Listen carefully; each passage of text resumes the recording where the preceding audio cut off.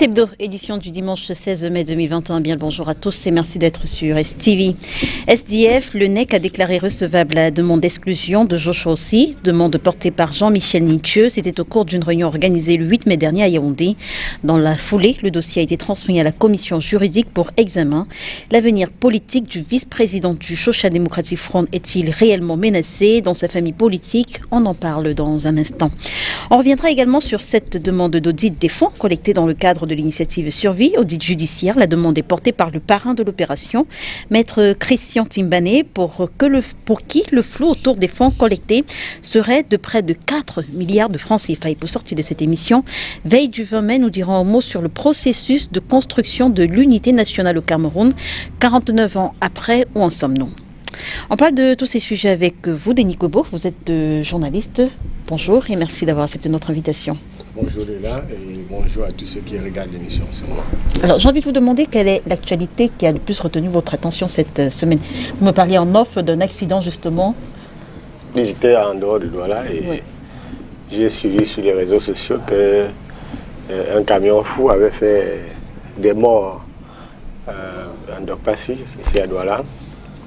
J'étais souvent surpris de ne pas suivre cette actualité sur la plupart des médias et je vous faisais remarquer que ça commence à devenir un problème réel pour les Camerounais, que les questions essentielles, les questions de fond et les questions véritablement d'intérêt général commencent à désintéresser la presse au profit de la rengaine habituelle.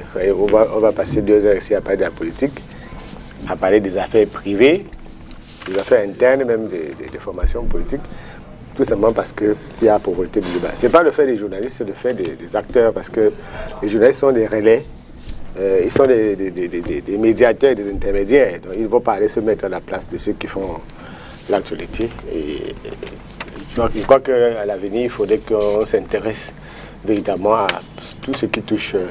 Est-ce que ça ne veut pas également dire d'un autre côté que les formations menées par le syndicat des journalistes ne portent pas assez? Le syndicat... Je veux dire que les journalistes délaissent finalement l'actualité sociale au profit tout le temps de l'actualité politique. Bon, j'ai toujours fait la différence entre... La dernière fois, on en parlait ici. C'est-à-dire ce qu'on appelle la presse, les médias et les journalistes. Les journalistes sont un élément, l'un des maillons de la presse. Le journaliste, c'est un reporter au service d'une rédaction. Et c'est quelqu'un qui est missionné. Lorsque on est arrivé au point où 80% des journalistes n'ont pas reçu un salaire depuis 6 mois à peu près, je dis 80% des journalistes qui sont sur la place n'ont pas de salaire. Les Camerounais ne savent pas que ceux qui bavardent sur la plupart des chaînes de télévision n'ont pas reçu un salaire. Alors, on n'a pas reçu un salaire et puis le public, lui, ne sait pas qu'on n'a pas reçu un salaire. On victimise et on accuse les journalistes. Il faut que les gens cessent de les accuser. Très peu de rédactions ici sont capables de donner 400 francs à un journaliste pour couvrir un événement. Et si on prend la totalité du pays, 5% du territoire à peu près, est couvert par la presse. La presse couvre à peu près 5% du territoire. La ville de Douala n'est pas couverte par l'ensemble des médias de Douala. La ville de Yaoundé n'est pas couverte. Tout le monde, maintenant, c'est les plateaux de télévision, débat à la radio, débat ici, débat, parce que c'est produit à 0 franc. La personne ne veut mettre 1 franc à la production des émissions. Donc sinon, on aurait eu des reportages humains sur ces accidents de la circulation. Merci, Nico. Voilà. Donc je dis que, mais n'ayez pas peur, n'ayez pas peur. Vous voyez que le syndicat fait son travail. Nous sortons de Bafoussam pour enterrer Roger Noadieu qui était sur les médias. Je vous assure que je n'ai vu que les journalistes. J'ai vu Cyril Boujiko, patron de presse, et la corporation est d'ailleurs doublement frappée. Parce que, oui, alors, il y a Robert Ito qui vient de décider, paix à son âme. Vous allez retrouver essentiellement les journalistes. Tous ceux qui regardent la télé, qui bavardent, qui braillent, qui sont sur les réseaux sociaux, aucun d'eux n'ira même aux obsèques de ces dignes reporters qui faisaient quand même l'actualité, l'information au pays. Donc là, si quelque chose de mal nous arrive, je ne souhaite pas que ça nous arrive, mais ça peut nous arriver, vous ne verrez pas tous ces gens qui bavardent, qui croient porter le Cameroun sur leur tête. Donc c'est dommage. Les journalistes font leur travail. Il faut que les autres éléments de la chaîne travaillent. Il faut que ceux qui sont les promoteurs des médias travaillent à mettre un peu de moyens à la disposition des... Moi, je loue. Moi, je dis que c'est possible que la presse, les journalistes sont assez courageux, mais Cela ne veut pas dire qu'on devait abandonner. Il faut qu'en tout état de cause, on essaye de savoir que nous sommes au service de l'intérêt général. Vous avez vu le thème de la célébration du 3 mai, Journée mondiale de la liberté de la presse. C'est l'information comme bien public. Nous sommes au service du public. Il faut qu'on se détourne des intérêts privés, des batailles, des querelles, des guéguerres pour se recentrer sur les questions qui concernent l'immense majorité de notre population. D'où repose justement à nos confrères Robert Chalitok et Louis-Roger Eniondieu, lui qui a déjà été mis en terre. À côté de vous, on reçoit Monsieur Irénée Tedjoudje. Bonjour. Bonjour, et merci d'avoir accepté notre invitation. Vous êtes conseiller municipal à Mbanga, vous êtes militant du Social Democratic Front, c'est bien ça? Bon, j'étais conseiller municipal au cours de la dernière mandature. Vous ne l'êtes plus? Je ne l'ai plus. Information erronée, je vous demande pardon. Éclairage au public. Oui. Je voudrais, d'entrée de jeu, dire bonjour à vos milliers de téléspectateurs qui nous regardent à travers le monde et ceux en particulier de la localité de Mbanga. Et merci de m'avoir invité. Alors justement, en off également avec Denis Kwebo, on parlait de la vie des partis politiques au Cameroun, en dehors des plateaux de télévision. Nous, en tant que journalistes, nous avons remarqué que très peu de partis politiques aujourd'hui organisent encore des meetings, organisent encore, si ce n'est pendant les élections présidentielles. Que deviennent finalement, à quoi s'occupent les partis politiques en dehors des plateaux de télévision aujourd'hui? Voyez-vous, compte tenu de la scène politique camerounaise, et en particulier de l'opposition, il n'est pas facile pour les partis politiques d'organiser des meetings tels que le RDPC le fait. Vous allez retrouver en face de vous les sous-préfets avec plusieurs difficultés, à savoir les déclarations de manifestations publiques. Ça fait partie des raisons, pas pour dire, contrairement aux autres, au SDF, nous nous battons à organiser régulièrement des rencontres telles que le NEC, le comité exécutif national. Il y a par exemple le 26 mai qui arrive d'ici peu, vous verrez, cette mobilisation. Donc, contrairement aux autres partis politiques, au SDF, nous nous battons à être sur la scène publique à travers des différentes rencontres au niveau national que dans les localités, par exemple. Donc, nous faisons mieux à pouvoir être sur la scène politique en termes de mobilisation. Alors, en face de vous, on reçoit Maître Georges Teghem. Il est avocat, il est également militant du Rassemblement démocratique du peuple camerounais. Bonjour et merci d'avoir accepté notre invitation. Bonjour Léla, bonjour à mes compagnons, bonjour aux téléspectateurs, toujours nombreux. Merci de m'accueillir, c'est un plaisir d'échanger avec vous. Alors, sur la même question que M. Irénée, il a justement souligné le verrou de l'administration, le verrou du RDPC. Pourtant, même au sein du RDPC, même avec le RDPC, si ce n'est pendant les anniversaires d'accession de Paul Biya à la magistrature suprême ou bien anniversaire du RDPC, très peu de meetings finalement sont organisés à Douala. Qu'est-ce qui peut le justifier? Écoutez, on n'est pas là pour la politique spectacle. Le RDPC fait un travail de fond. Vous avez vu, depuis un certain temps, on était sur les questions de réflexion de notre sommier politique. Et à cette occasion, nous avons travaillé pour mobiliser les sections, pour mobiliser les cellules, pour mobiliser les comités de base, en créer dans les zones où on n'en avait pas, en supprimer là où c'était excessif. Et c'est un travail de fond, c'est un travail foncier. Et nous croyons qu'avec cela, nous allons réussir à convaincre les Camerounais à continuer à nous faire confiance. Nous allons ajouter par ailleurs que nous sommes au service de ce pays. C'est nous qui, fort heureusement et par la volonté des Camerounais, sommes en situation de responsabilité. Nous avons des décisions importantes à prendre et toutes les questions qui concernent le parti politique engagent, si vous voulez, quelque part l'ensemble de la nation. Même si nous le regrettons, parce que nous souhaitons que les choses qui sont quand même de notre parti politique ne concernent que le RDPC, même si malheureusement, quand ça concerne le RDPC, les gens s'essayent de rentrer dans la vie publique du RDPC, alors que la vie privée du RDPC, alors que c'est une question interne. Nous travaillons, nous formons nos militants, nous avons des comités, nous avons des séances à l'occasion desquelles nous formons nos militants à la compréhension du phénomène politique, à la compréhension de la chose politique.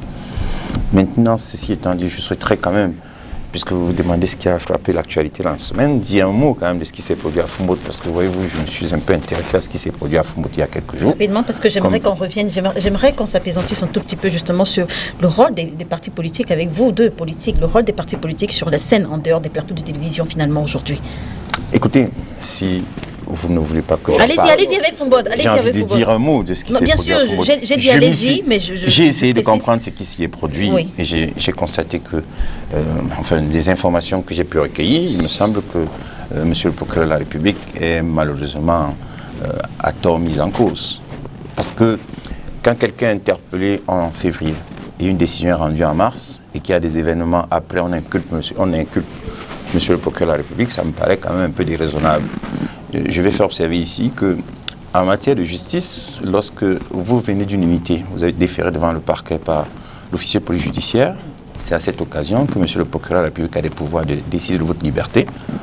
Et lorsqu'il a déjà décidé que vous passez soit en audience de flagrant délit, soit en citation directe de parquet et qu'une décision de justice est rendue, sauf autorisation spéciale du ministre de la Justice garde des Sceaux, en tout cas l'article 64, non du parquet général, sur autorisation écrite, M. le procureur n'a plus aucun pouvoir et il ne peut plus rien faire, sauf, par exemple, à l'occasion des réquisitions prises à l'occasion de l'audience, requérir à décharge. Donc, à partir du moment où une décision est rendue depuis le mois de mars, je pense que ce procureur a été malheureusement injustement indexé et je pense que pour une bonne compréhension et pour la formation du public, il faut parfois dire les choses telles qu'elles sont. En tout cas, en matière judiciaire, telle est la procédure dans les matières pénales, en matière correctionnelle, comme au tribunal de Fombot, ils ne font que les affaires du correctionnel, puisque c'est un tribunal de première instance.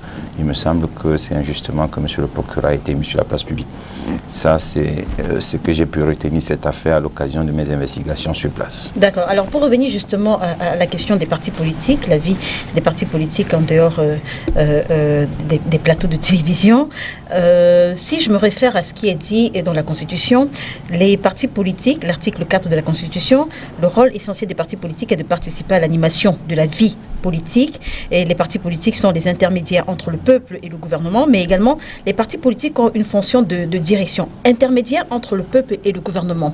On a vu très peu de partis politiques, par exemple, en ce moment, on a un cas précis depuis 2020 avec la Covid-19, on a vu très peu de partis politiques aller peut-être à la rencontre des populations camerounaises en termes de sensibilisation, en termes de, je ne sais pas moi, apporter aux populations le nécessaire. Qu'est-ce qui peut le justifier ?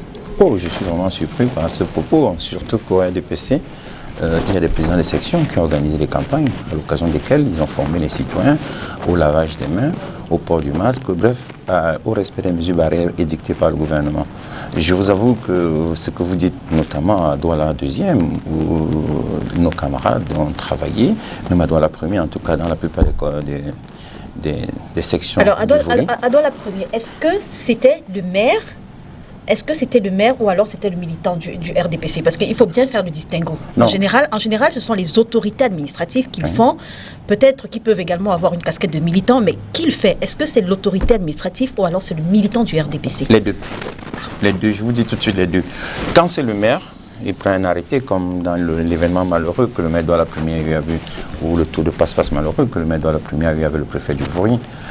Ça, c'est en tant que maire qu'il agissait. Je vous dis également qu'un parlementaire de cette circonscription de Douala 1er, qui est également dans la section, est intervenu dans le cadre de la lutte contre la Covid. Il y a eu des affichages au nom du parti politique et non au nom des personnes ou alors des personnalités telles que vous êtes en train d'indiquer.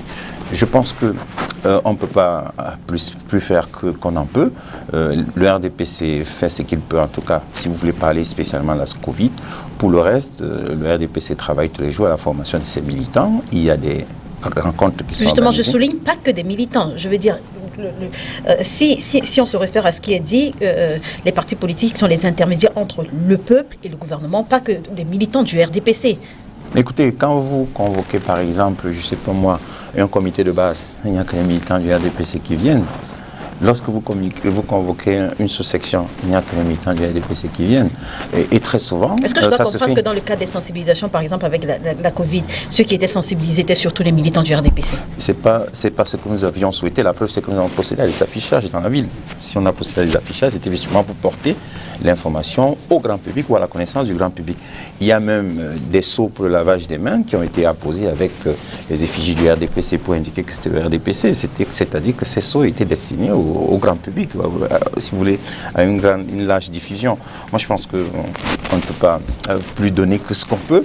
Le RDPC donne tout ce qu'il peut. Le RDPC travaille. Le RDPC a, si vous voulez, des organes qui se chargent de la formation de ses militants et de tous ceux qui s'intéressent à la chose politique. La preuve, c'est que très souvent, quand nous perdons une élection dans une circonscription, on travaille pour la reconquérir. Ça veut dire que pour la reconquérir, nous sommes allés vers ceux qui n'avaient pas voté initialement pour nous, pour les convaincre à ce que la prochaine fois, ils nous fassent confiance. Donc nous ne travaillons pas que pour nos militants, nous travaillons pour l'ensemble des Camerounais, mais la priorité quand même, excusez, c'est que la charité bien organisée, ou bien on dit quoi, la charité bien commence par soi-même. Donc nous commençons par nos militants et nous étendons ce que nous faisons aux autres qui s'intéressent à la chose politique. Vous voulez dire quelque chose, M. Irénée? Oui, bien entendu, je voudrais prendre à l'exemple, s'agissant des activités des partis politiques, des exemples cités tels que des activités du député Jean-Michel Nietzsche à travers ses dénonciations des 200 milliards de fonds alloués au Covid, dont on ne sait quelle direction voyez-vous. Donc, ça fait partie des activités. Mais Jean-Michel Nietzsche, sur combien de députés SDF représentés à l'Assemblée nationale? Il n'est pas question ici du nombre. Il n'est pas question du nombre. Déjà, il fait son travail de parlementaire. Qu'en est-il il des joue autres? Son rôle. Qu'en est-il des autres qui sont également militants du SDF? Oui, ils se battent. Je prendrai le cas du jeune député du Mungo Sud, Lonoan Djemeni, qui a également organisé des descentes pour sensibiliser les populations dans le cadre de cette pandémie.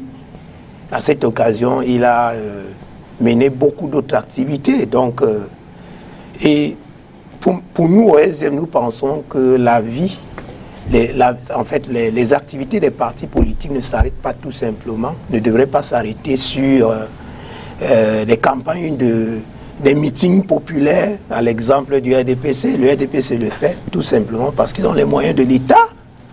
Ils ont les moyens de l'État. Nous, par contre, nous avons plusieurs difficultés que nous rencontrons sur le terrain. Vous avez parlé déjà du verrou de l'administration. Bien entendu. Donc, c'est autant de choses ici pour dire non, nous ne restons pas les bras croisés sans rien faire. Nous organisons également beaucoup de séminaires pour sensibiliser les populations. S'il s'agit des meetings, nous les organisons également à notre niveau pour pouvoir dire aux Camerounais, expliquer le bien fondé, pourquoi et quel est notre rôle. Donc, oui, pour dire que nous ne restons pas là à nous contenter de voir le RDPC organiser ses meetings populaires avec les fonds de l'État. Allez-y, Dédi Kwebo. Quand j'ai commencé comme reporter dans cette ville, c'était en 1997, j'avais un travail de fond à faire sur les événements de 90, les villes mortes. Et j'ai donc dû visiter les sièges de partis politiques. Déjà à l'époque, j'en ai vu 3 ou 4, toute la ville de Douala. 4 sièges de partis politiques. Alors, si vous voulez parler des activités des partis politiques, dites-nous où sont les sièges des 300, combien de partis qui existent, ils sont où? Si vous voulez trouver les militants politiques, ils sont où? Le travail d'animation politique va au-delà de ce qu'on a évoqué aussi. Vous passez dans la ville de Douala, il y a une 50aine de personnes avec des chasubles bizarres qui vous mettent les herses sur la voie, qui créent le désordre. Vous ne savez pas de quel service sont. Quelquefois, ils vous disent qu'ils sont du ministère des Transports. Le ministère la délégation des Transports n'a pas plus de 20 personnes, ou 25. Mais comment est-ce que vous pouvez trouver des dizaines de personnes sur Douala, de Douala, Edea, Douala, Nkonsamba? Ils vous disent qu'ils sont de la délégation des Transports. Les hommes politiques ou les partis politiques peuvent se saisir de ces questions-là. Que ces troubles à la libre, je sais pas, circulation des citoyens dans les villes ou entre deux villes, c'est des problèmes réels. Tout récemment, tout le monde il y a la grande actualité, par exemple, dans le Ndé, à Banganté, c'est l'élection à la mairie. Or, depuis décembre, je crois qu'on a eu l'eau 3 ou 4 fois à Banganté. Je vous dis bien que depuis le mois de décembre, on a eu l'eau 2 ou 3 fois dans cette ville. Il n'y a pas d'eau dans la ville de Banganté. Mais tout le monde dans la presse vous dit qu'il y a élection à la mairie. Alors, pourquoi est-ce qu'on peut préférer parler d'élection à la mairie alors qu'il n'y a pas d'eau dans cette ville? Quelqu'un m'a dit, ok, c'est la ville la plus propre du Cameroun. Comment est-ce que vous pouvez être la ville la plus propre d'un pays si vous n'avez même pas d'eau? Comment est-ce que vous réussissez à être la ville la plus propre? Donc il y a des questions, tellement de questions que les politiques peuvent aborder pour... quand on dit que Ça veut dire que le reproche que vous faisiez à la presse tout à l'heure, le même reproche... C'est pas la presse, je ne fais même pas le reproche à la presse. Je vous ai dit que je mets les journalistes en dehors de tout cela. Parce que, mais là, leur rôle est ici convoqué, par exemple, pour... Je vous ai dit que vous passez sur les voies, vous trouvez que c'est bloqué. Hier, je revenais de loin, on était avec un groupe de journalistes du retour de Bafoussam.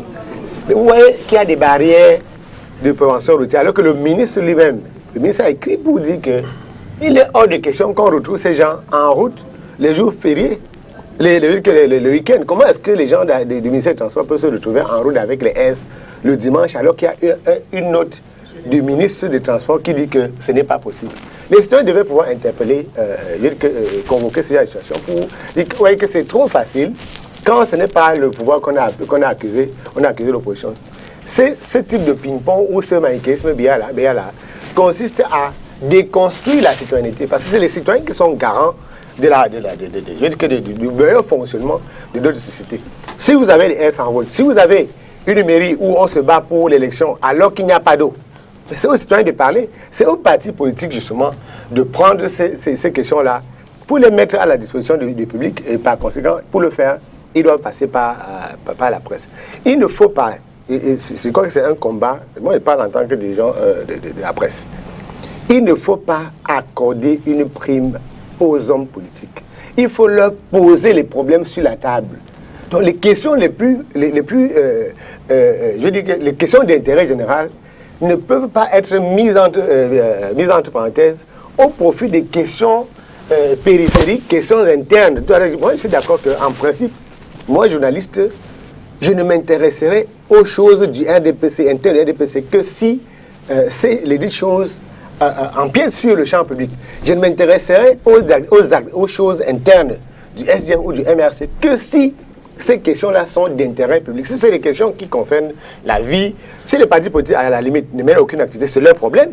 Ils sont libres de ne pas mener d'activité. Sauf que, en conséquence de cause, on ne doit pas les inviter sur les plateaux de télévision, si vous n'avez pas d'activité. Quand on dit que... quand on parle des meetings qui sont interdits, les meetings politiques ne sont pas le seul mode d'expression des partis politiques. Il y a des réunions que les partis politiques tiennent, il y a des décisions qui sont prises, il y a des communiqués qui sont, n'est-ce pas, rédigés. Vous ne soulignez pas si c'est déjà un problème le fait que ce soit interdit ou pas?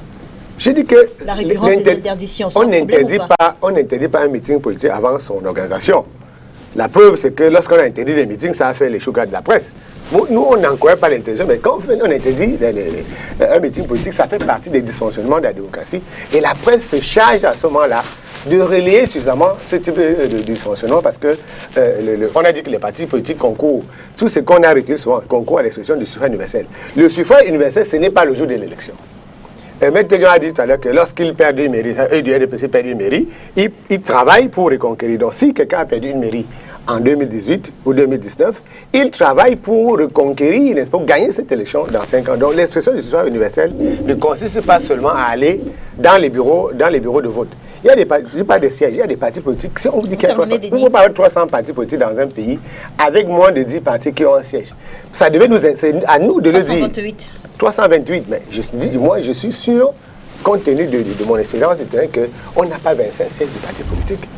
Et peut-être que si on le faisait savoir, on comprenait qu'il y a des partis politiques de mallettes, comme il existe des syndicats, de même qu'il y a plus de 2000... Est-ce que le MINAD qui légalise justement tous ces partis politiques est au courant du fait que... Le MINAD n'a pas la mission d'aller aider le parti politique à se structurer. Le MINAD a le devoir, pas le droit, le devoir de vous accorder, de reconnaître la constitution d'un groupe de personnes en parti politique. C'est toute sa mission là-bas. Si vous n'avez pas violé la loi, parce que c'est la loi, ce n'est pas le MINAD qui légalise les partis politiques. C'est la loi qui a dit que l'endroit où on enregistre le parti politique, c'est au MINAD. Lorsque vous déposez votre dossier au MINAD, le MINAD se charge de vérifier si le dossier est conforme. Si le dossier est conforme, le MINAD vous aussi prend acte. C'est un acte qui reconnaît la constitution libre d'un parti politique. Ce n'est pas l'administration qui doit aider à merci. Pierre-Emmanuel Bignam du MRC nous a rejoint. Bonjour Monsieur Bignam et merci d'être avec nous ce dimanche. Bonjour Léla. Bonjour à tous mes copanélistes et un bonjour particulier à tous les prisonniers politiques du MRC qui sont incarcérés dans les prisons injustement. On parlait justement, oui. Des années pour certains et quelques mois pour d'autres. On parlait justement de l'absence des partis politiques sur la scène publique, en dehors des plateaux de télévision. Et puis, Denis Kobo a étendu un tout petit peu le sujet à la prolifération des partis politiques au Cameroun. On en a 328 aujourd'hui. À qui est-ce que ça profite? À qui est-ce que ça profite? Cette prolifération des partis politiques. C'est une question très ambiguë. D'autant plus que je suis d'accord du fait que le MINAD n'est pas là pour avoir défini un quota de partis politiques. Le MINAD a pour rôle de faciliter la création de ces partis et autres. Maintenant, la faute aux Camerounais. La faute aux Camerounais parce que si nous, de l'opposition, n'avons pas encore compris que c'est étant unis que nous pourrons avoir la force de mettre en difficulté le régime en place, qui a quand même presque 40 ans d'existence, c'est que nous n'avons rien compris. Donc, la prolifération des partis politiques, je ne pourrais pas dire que le régime se réjouit de ça, mais ils sont à l'aise. C'est à nous, de l'opposition, de nous poser les questions. Où est-ce que nous sommes en train d'aller? D'où est-ce que nous sortons? Où est-ce que nous sommes et où est-ce que nous voulons aller avec cette multitude de partis politiques que nous ne faisons que créer de jour en jour. Il faut voir même l'historique de la création de la plupart de ces partis politiques. La plupart des partis politiques sont créés sur la base d'un malentendu qui a eu pour certains qui appartenaient à certaines formations politiques et qui se sont dit qu'ils doivent aussi être des patrons quelque part et ils vont créer un parti politique. Je suis d'accord avec Denis lorsqu'il dit que l'expression du suffrage universel, ce n'est pas le jour du vote. Effectivement, un parti politique a beaucoup d'activités à mener avant, pendant et après une élection, qu'elle soit locale ou présidentielle. Voilà pourquoi, effectivement, je suis toujours d'accord avec lui. Lui, il a parlé de 25 sièges. Moi, je dis moins de 10. Moins de 10 partis politiques au Cameroun ont des sièges. Je parle du siège national, ne parlons même pas encore des sièges régionaux, des sièges départementaux, ainsi de suite. Et c'est un problème. C'est un problème. Les Camerounais doivent à un moment donné se regarder face à face. Le régime de RDPC n'a rien à foutre avec tout cela. Si nous voulons qu'on crée même 1000 partis politiques, ça les arrange. Je dis bien, c'est à nous, l'opposition, de faire une introspection, de faire une évaluation de notre marche en tant qu'opposition depuis l'avènement du multipartisme au Cameroun et de se dire, nous avons foiré, où est-ce que nous avons foiré, où est-ce que nous avons eu quelques réussites et où est-ce que nous voulons aller. Si nous continuons à s'amuser comme je vois comment est-ce que nous sommes en train de s'amuser, on aura moins de chances, je le dis honnêtement, on aura moins de chances de faire bouger d'un seul pas le régime qui est en place. Arrêtons les blagues dans l'opposition, soyons sérieux, unissons nos forces et nous irons plus loin. Joshua aussi en mauvaise posture au SDF, c'est du moins ce que laisse entendre la presse après que le NEC ait jugé recevable la demande d'auto-exclusion du premier vice-président du Parti de la Balance, demande portée par le président régional, le président du SDF pour le littoral. On va commencer avec vous, monsieur Irénée. Que s'est-il passé, que s'est-il réellement passé à la réunion de samedi à Yaoundé? Joshua aussi a-t-il réellement abandonné ses camarades alors que la réunion se poursuivait, comme le laissent entendre certains journaux? Moi, je ne voudrais pas entrer dans les polémiques de la presse. Je voudrais tout simplement... Peut-être c'est le moment c'est le moment, vous êtes militant du SDF, c'est peut-être le moment d'éclairer la lanterne des téléspectateurs pour qu'on ne reste pas, si c'est une fausse information, pour qu'on ne reste pas là-dessus justement. Écoutez, moi j'ai eu le privilège d'assister à la tenue de ce comité exécutif national. Je ne voudrais pas ici entrer dans la polémique de ce qui se dit de part et d'autre. Ce que je voudrais dire, c'est qu'au cours de cette rencontre du comité exécutif national, le comité exécutif national a jugé recevable les résolutions du comité exécutif régional qui constatait l'auto-exclusion du camarade, le premier vice-président Joshua aussi, et a transmis ce dossier aux conseillers juridiques qui ont pour 3 semaines pour rendre les copies. Maintenant, quant à ce qui concerne de ce qui est dit, il a claqué la porte. Je pense pour ma part que ce n'est pas important. ce que les Camerounais attendent, ce que les militants du SDF attendent, c'est de voir au sorti de voir au sorti de l'appréciation des conseillers juridiques nationaux ce qui sera fait. Est-ce que ça vous a surpris? Est-ce que vous avez été surpris du fait que le NEC juge recevable cette demande d'auto-exclusion du premier vice-président du SDF finalement? Parce que vous ne l'affirmez peut-être pas, mais entre les lignes de ce que vous dites, on comprend effectivement que la presse ne s'est pas trompée lorsqu'elle affirme que Joshua Ossi a claqué la porte de cette réunion-là. Une façon de dire également que lui également, il était surpris de ce que le NEC est jugé recevable. Est-ce que vous avez été surpris? À dire surpris, je ne pense pas. D'autant plus qu'au SDF, personne n'est au-dessus de la loi. Nos dispositions statutaires sont claires là-dessus.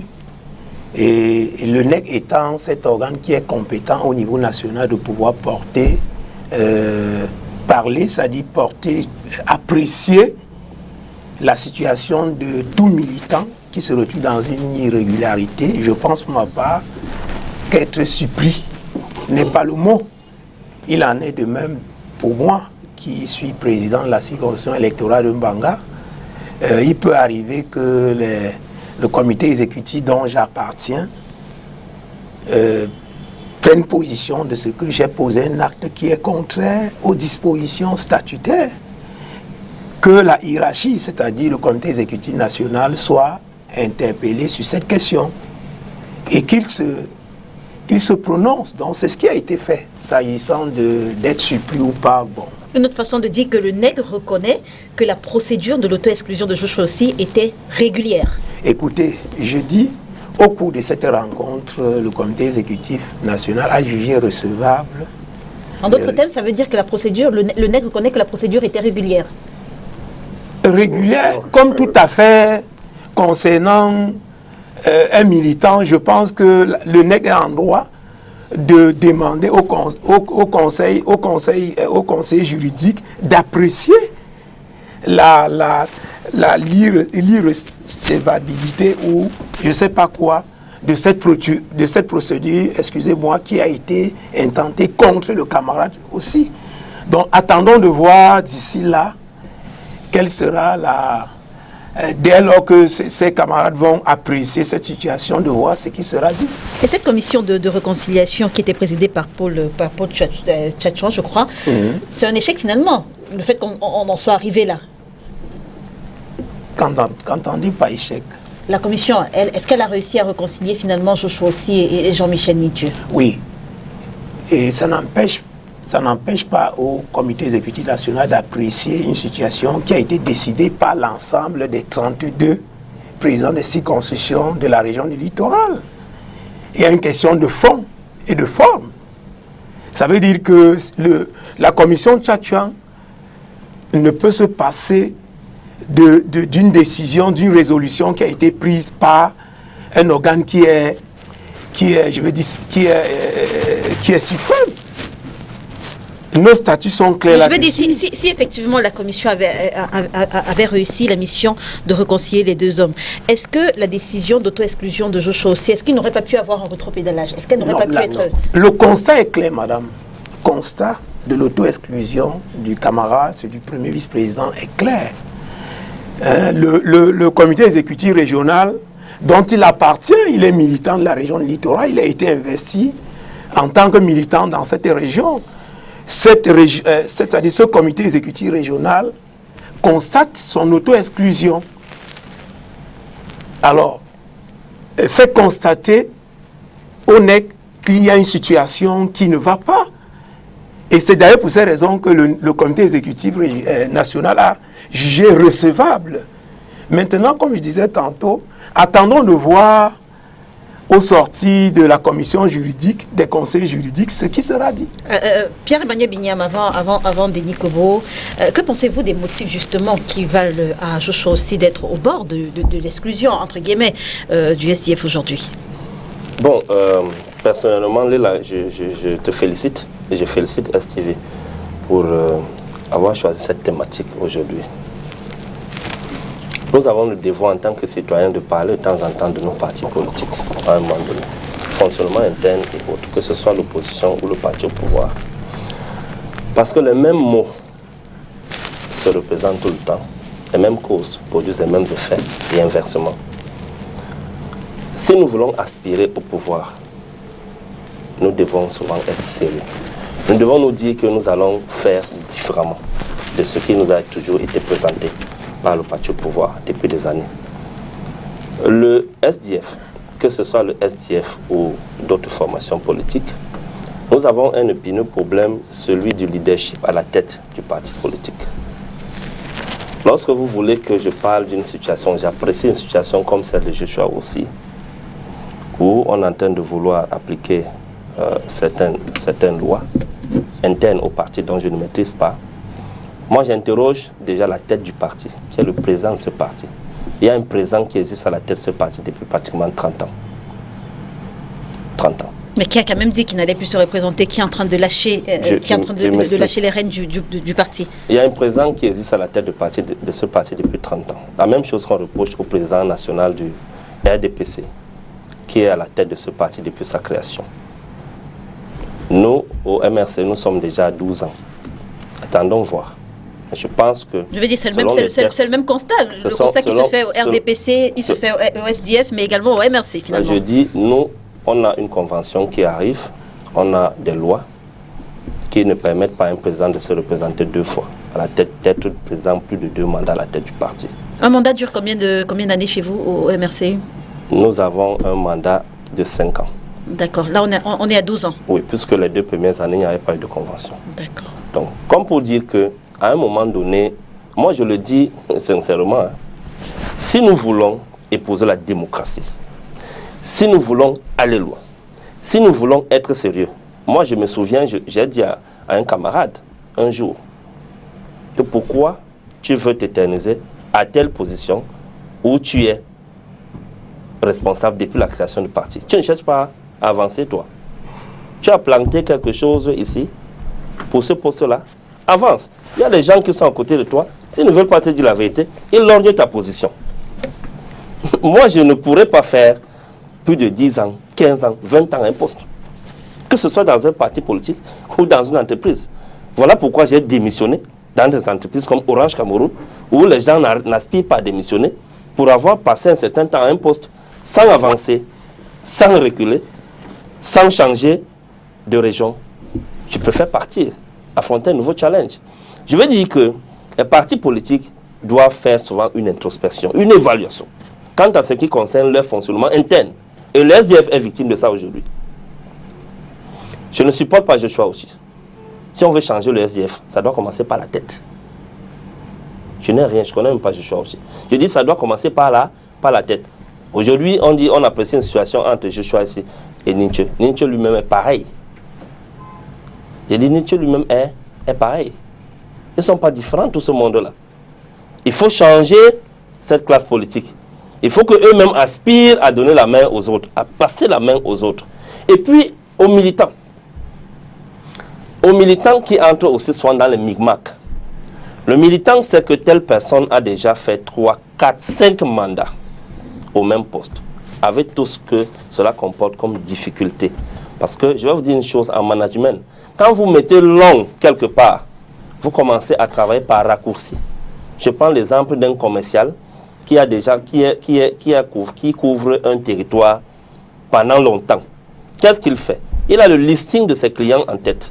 Les visites clients ne les fait plus. C'est eux qui font ce qu'on appelle le laboratoire. Et Denis comprend ce de quoi je parle. Ils font le laboratoire. C'est-à-dire, au lieu d'aller sur le terrain, il est à la maison, en train de regarder ses films, de faire des trucs, et puis va sortir demain avec une fiche client bien remplie, parce qu'il a des fiches clients qu'il a accumulées depuis plus de 5-10 ans dans le même territoire. Il en est de même pour celui qui met long à un poste. Il est contre-productif.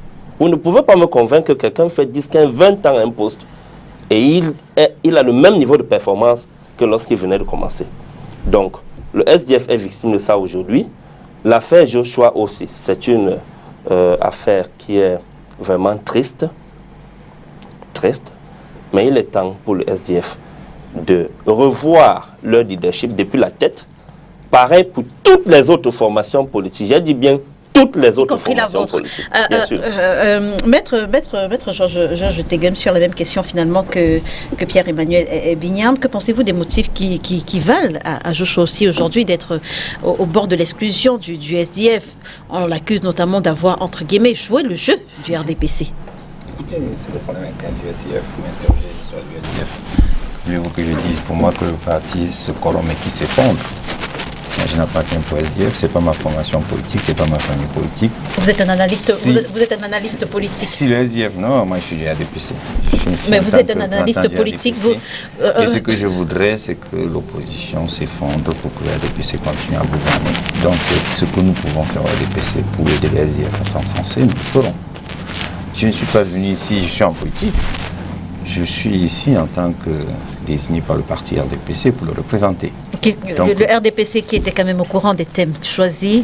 Tout à fait. Donc, Je donc, suis- je veux dire, Mais la vie du Relativement. SDF a une influence Oui, sur la vie du il RDPC est et vice-versa. content. Et Mais bien, il est nous, content. Je de vous ce qui dis arrive, que là. justement, si ça continue comme content. ça, De couler ils n'auront davantage. plus d'élus à Douala Premier, le RDPC prendra tous les content, députés, il est ils n'auront content. plus d'élus à la mairie de Douala Premier, le RDPC prendra tous les conseillers municipaux. Qui s'effondre, que nous reprenons la ville de Loum, qu'on continue à gérer la ville de Loum qu'on a gérée. Ils nous ont pris cette ville. Déjà, ça fait 2 mandats, puisque c'était déjà entre 2013 et aux dernières élections. Ils nous ont pris la ville de Loum. Ils nous ont pris récemment une ville également dans le Mongo, qui est une ville pourtant très stratégique pour nous. Donc, que le SDF s'effondre. En d'autres ça termes, nous va très ce bien. que vous dites, c'est que le SDF est justement sur le chemin de l'effondrement. Si, moi, je ne veux pas rentrer dans leur vie politique. Je ne veux pas savoir ce qui se passe. Je suis aussi amitieux. Par contre, si vous parlez de la vie au Parlement, là, ça concerne l'institution. Et si on veut parler des institutions, je m'exprime. Lorsque vous rentrez dans la vie politique, dans du SDF, dans la vie interne au SDF, moi, je dis c'est leur cuisine interne. Je n'ai pas à me mêler de leur cuisine interne. Je n'appartiens pas à ce parti politique qui est fédéraliste. Nous sommes pour la décentralisation. Je ne partage pas, c'est un peu ma tasse de thé, je n'ai pas à me mêler de leurs affaires. Denis Kobo, sur la même question. Éperdument qu'il s'égare. Denis Kobo, sur la même question que M. Irénée, finalement, est-ce que vous vous attendiez à ce que le NEC juge recevable cette demande d'auto-exclusion du premier vice-président du SDF, lui qu'on a souvent dit être le poulain finalement du chairman? Alors, je vais m'exprimer en toute franchise sur cette question. Ce serait bien, contrairement à Maître Non, Georges. mais il est dans son élément. Allez-y, Denis. Non, je veux dire, Maître Teghem est au courant des thèmes qui ont été arrêtés. Je réponds à votre question et je rentre dans le fond. Il y a eu une instrumentalisation des décisions du NEC. Quand on juge recevable, ce n'est pas là. Moi, je ne suis pas avocat comme Maître Teghem. Si vous portez plainte contre monsieur, dites que vous pouvez avoir dérobé votre téléphone. Et quand on reçoit ma plainte, votre plainte, ça ne veut pas dire que Denis Kobo a volé. On a reçu votre plainte. Recevoir veut dire que recevoir pour examen. Ce n'est pas recevoir pour dire que vous aviez raison ou tort. On a reçu. Si l'affaire était tranchée en l'état, on n'aurait pas renvoyé le dossier à la cellule des conseillers. N'est-ce pas? Je pense que si on s'en tient d'abord à ça.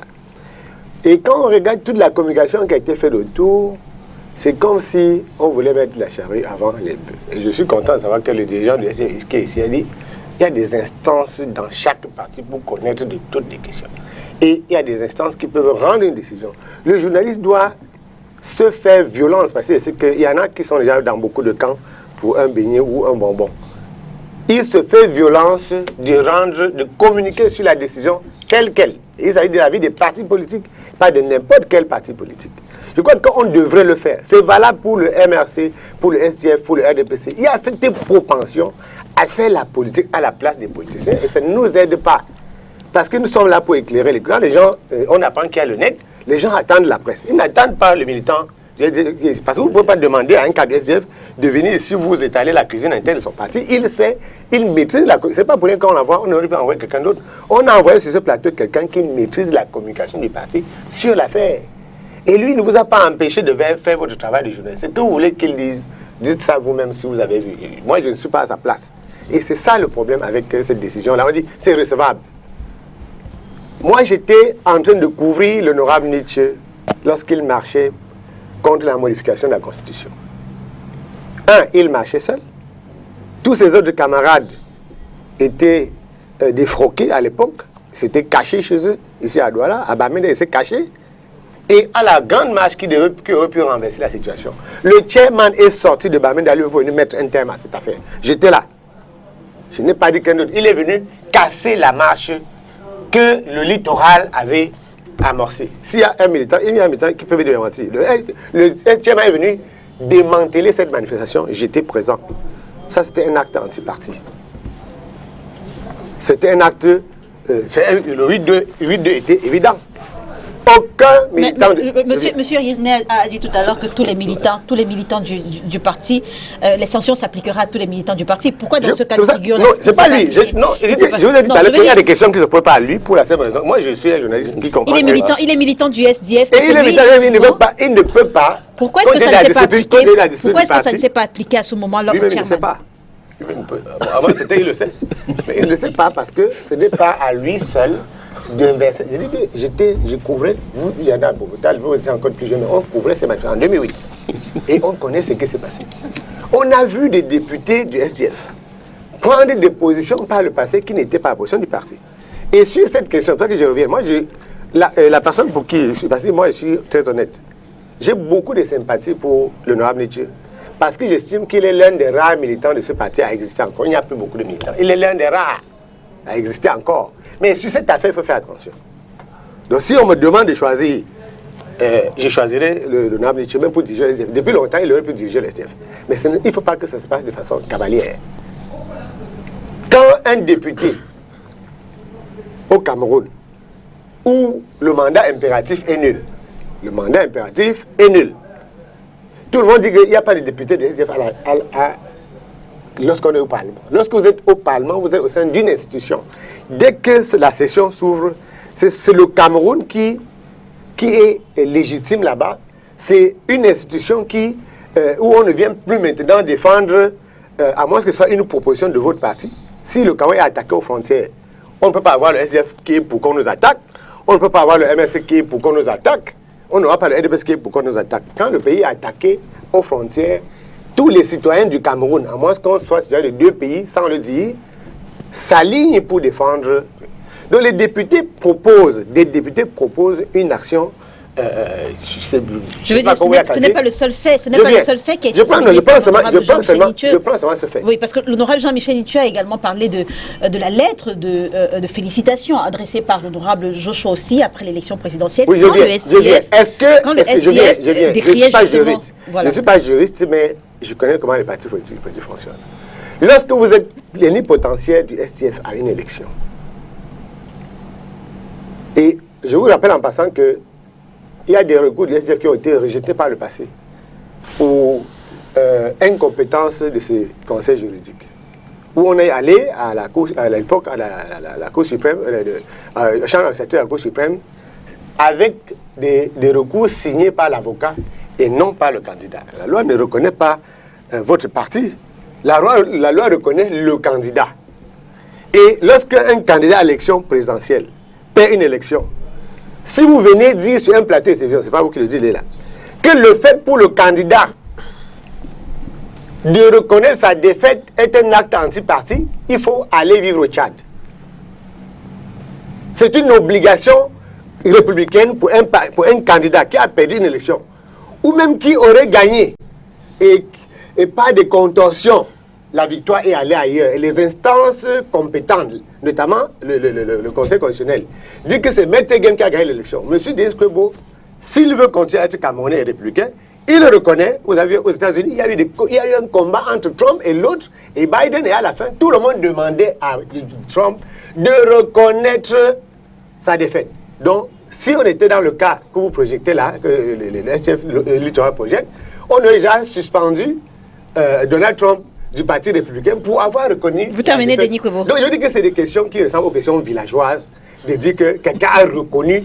Parce que la défaite ne veut pas dire que celui qui est présent là a eu raison. Hein. Tous les partis politiques qui étaient à l'élection de 2018, y compris le MRC, ils ont fini par reconnaître la victoire de bien. S'ils n'avaient pas reconnu, quand ils disent reconnaître, ça ne veut pas dire que ça s'est bien fait, dire que ça s'est bien passé. Il y a une instance qui, de par la loi, arbitre. Cette instance a dit, autorité de la chose jugée, que vous le voulez ou pas, il faut seulement prendre acte. Si vous ne voulez pas, vous faites un coup d'État ou bien vous allez vous installer dans un palais parallèle. Donc, alors, quand Joshua pose cet acte, il dit que ce n'est pas un acte de terminez. C'est pour être transparent et honnête dans l'argumentaire. Lorsqu'il a reconnu cette défaite, la défaite, étant donné qu'il est le plénipotentiaire du parti, l'instance qui peut l'interpeller, ce n'est pas sa section régionale, c'est l'instance qu'il avait investi. Il avait été investi par qui? Je dis paralysme de forme. Il a été investi par quelle instance? C'est l'instance qui a investi le candidat qui peut dire que mais ce n'est pas le mandat qu'on vous a donné en tant qu'agent, mais aussi vous retrouvez une instance inférieure qui va juger d'une affaire qui n'était pas une affaire liée à la région. Allez-y. Je voudrais revenir sur les déclarations du représentant du MSC. Pierre-Emmanuel Bignam. Oui, pour qu'il soit rassuré de ce que, contrairement à d'autres partis politiques, au SDF, l'élection n'est pas... l'élection, chez nous, n'est pas une élection de liste. C'est une élection uninominale. Ceci voudrait tout simplement dire que la longévité à un poste de responsabilité n'est pas synonyme de dictature. Régulièrement, le président national du SDF a été élu à ce poste de président national parce qu'il a mérité. Comme Paul Biya. Bon, a dit comme Paul Biya, moi je ne voudrais pas entrer dans les... Non, moi je ne suis pas militant du RDPC. Je voudrais tout simplement ici expliquer quelles sont les raisons. Et d'ailleurs, le thème a été clair. Il a dit, et il n'a cessé de le dire, je ne suis plus en capacité d'être président national du SDF. Que la jeune génération se mette au travail. Et ce n'est d'ailleurs pas l'occasion, ce qui n'est pas l'origine des différends que nous rencontrons en ce moment au SDF. Et même ces différends, c'est preuve de la vitalité du SDF. Attendez, vous ne pouvez pas aller dans une concession où les enfants ne cassent pas les verres ou ne pleurent pas, vous contenter de ce que le silence là est une bonne chose. Non, nous pensons que ce qui se passe en ce moment, contrairement à ce que dit le représentant du RDPC, les différends actuels au sein du SDF est la preuve de ce que le SDF vit. Le SDF vit. Et d'ailleurs, nous avons dominé la presse. Depuis ces derniers temps, on ne fait que parler du SDF. Je note quand même que vous n'avez pas répondu à la pique de non, je voudrais... Sur le 8-2 qui aurait dû s'appliquer au chairman en 2008. Finalement, le chairman, il est au-dessus de la réglementation du SDF. Écoutez, moi, je ne voudrais pas... En entrant dans le coup, il a encore la parole. Lorsque il y a eu une dénonciation à l'époque, moi j'étais très actif vous enfoncez le sur le thème politique, oui, sur l'entrisme du SDF. Vous savez qu'à un moment donné, il y avait des pourparlers entre le RDPC et le SDF pour l'entrée au gouvernement. Et l'affaire a capoté le jour où deux délégations du SDF se sont retrouvées à l'entrée du portail d'un secrétaire général d'Appel qui est aujourd'hui en prison. Autre chose, les militants de base du SDF ont eu des problèmes. Il y en a qui sont partis dans le MRC ou le RDPC parce qu'ils dénonçaient l'entrisme, c'est que des démarches qui consistaient à trop se rapprocher. Je dis que c'était à tort peut-être, c'était même à tort parce que... Mais à l'époque, ils pensaient qu'il n'est pas bon qu'un parti politique de l'opposition se rapproche de si c'était à tort, pour quelle raison? La base, restant sur votre raisonnement, pour quelle raison est-ce que le chairman en 2008 aurait empêché à l'honorable... D'accord. Je veux dire que c'était public. Je ne suis pas comme ceux qui allaient partir raconter des ragots sur des hommes politiques sans... Je dis que ça s'est passé en public. Et lorsque cette affaire s'est passée, le leader du SDF s'est retrouvé à Bonanjo. Il est parti de l'Ewadesi pour se retrouver à Bonanjo. Je ne veux pas dire où. Il s'est retrouvé ce jour-là là-bas. Et c'est lui qui a empêché que les matchs continuent. On a eu l'impression que Nietzsche, c'est lui qui était devenu un fauteur de trouble parce qu'il voulait que le parti revendique. Ça s'est passé en public. Autre chose, lorsque le parti politique... Je voudrais donner les éléments pour que la réponse vienne une fois pour toutes. Autre chose, donc, quand le SDF décide d'entrer à l'Assemblée nationale, que la base disait qu'on ne veut pas de SDF au Parlement. Quand ils partent au Parlement et ils prennent les postes, des postes au bureau d'Assemblée conformément à la loi, la base pense toujours que c'est un acte de trahison. Je dis à tort ou à raison, ça ne veut pas dire qu'ils avaient raison de le dire. Parce que dans une formation politique, il y a la direction. Ce n'est pas le militant qui est assis. Merci Denis Kobo. Monsieur René, monsieur. Oui, je pense que les déclarations de Denis Kobo n'engagent que lui. Oui, c'est cette situation. S'agissant de... Je ne vais pas revenir là-dessus. D'autant plus que nous n'avions pas été informés de cette situation. Donc, alors je disais tantôt que je voulais rassurer Maître Tegem de ce que le SDF se porte bien. S'agissant de l'effondrement du SDF, je pense pour ma part que l'exemple du Mongo Sud est un exemple à prendre avec beaucoup de considération. À dire qu'aujourd'hui, dans ma circonscription, je fais un député, je fais plusieurs mairies, qu'ils soient rassurés de ce qu'en 2025, bien qu'ils ont cette façon de voir que ce n'est que le RDPC qui est, je veux dire quoi, qui pourra gagner d'autres sièges. Donc, l'affaire Nietzsche, pour dire vrai, je ne voudrais pas revenir là-dessus, d'autant plus que c'est une situation dont la hiérarchie s'est saisie. Et en tant que militant, en tant que cadre, je me réserve le droit de ne pas commenter ce qui revient à la hiérarchie. Fort heureusement, Pierre-Emmanuel Bignan n'est pas militant du SDF, donc il peut commenter. Alors, de deux choses l'une. Après examen de la commission juridique, ce sera soit Joshua aussi est exclu, soit il ne l'est pas. Alors, dans les deux cas de figure, quel serait l'impact sur le parti? Parce que la presse également parle de l'éclatement du SDF. Quel serait l'impact sur le parti? Bon, puisque nous sommes dans une séance vérité, il y a une vérité qui est indéniable concernant le SDF. Le SDF, c'est un parti politique d'opposition qui a une âme. Il y a une chose que je repose souvent au Paris Saint-Germain, c'est que c'est un club de football qui n'a pas d'âme. Voilà pourquoi les gars peuvent arriver en finale, Ligue des Champions, et ils se font balayer comme s'ils n'ont pas existé. Par contre, quand vous entendez que l'Olympique de Marseille en France approche sans seulement l'odeur d'une finale, tout le monde sait que les choses peuvent... Alors, le SDF a une âme. Et lorsqu'un parti politique a une âme, il est difficile que ce parti meure. Très difficile. Tout comme l'UPC, tout comme le MRC et bien d'autres. Voilà pourquoi je reste persuadé que, quelle que soit l'issue de l'affaire Joshua aussi honorable Nietzsche, le SDF ne mourra pas. Le SDF a également un potentiel en tant que parti politique basé sur son histoire de renaître de ses cendres et à tout moment bouleverser la scène politique. Mais moi, mon conseil aujourd'hui serait que le SDF, s'il veut se prononcer sur leur futur leader national, honnêtement, qu'ils portent leur choix sur quelqu'un qui les rappelle des moments forts du SDF. Qui dans le cas de figure? Quelqu'un qui porte ce parti, qui représente l'âme de ce parti dans son vécu, dans son engagement. Parce que nous avons été habitués, le SDF, lorsque nous étions enfants, nous a habitués comme étant un parti politique de l'opposition qui bouscule, alors là, qui bouscule le régime en place.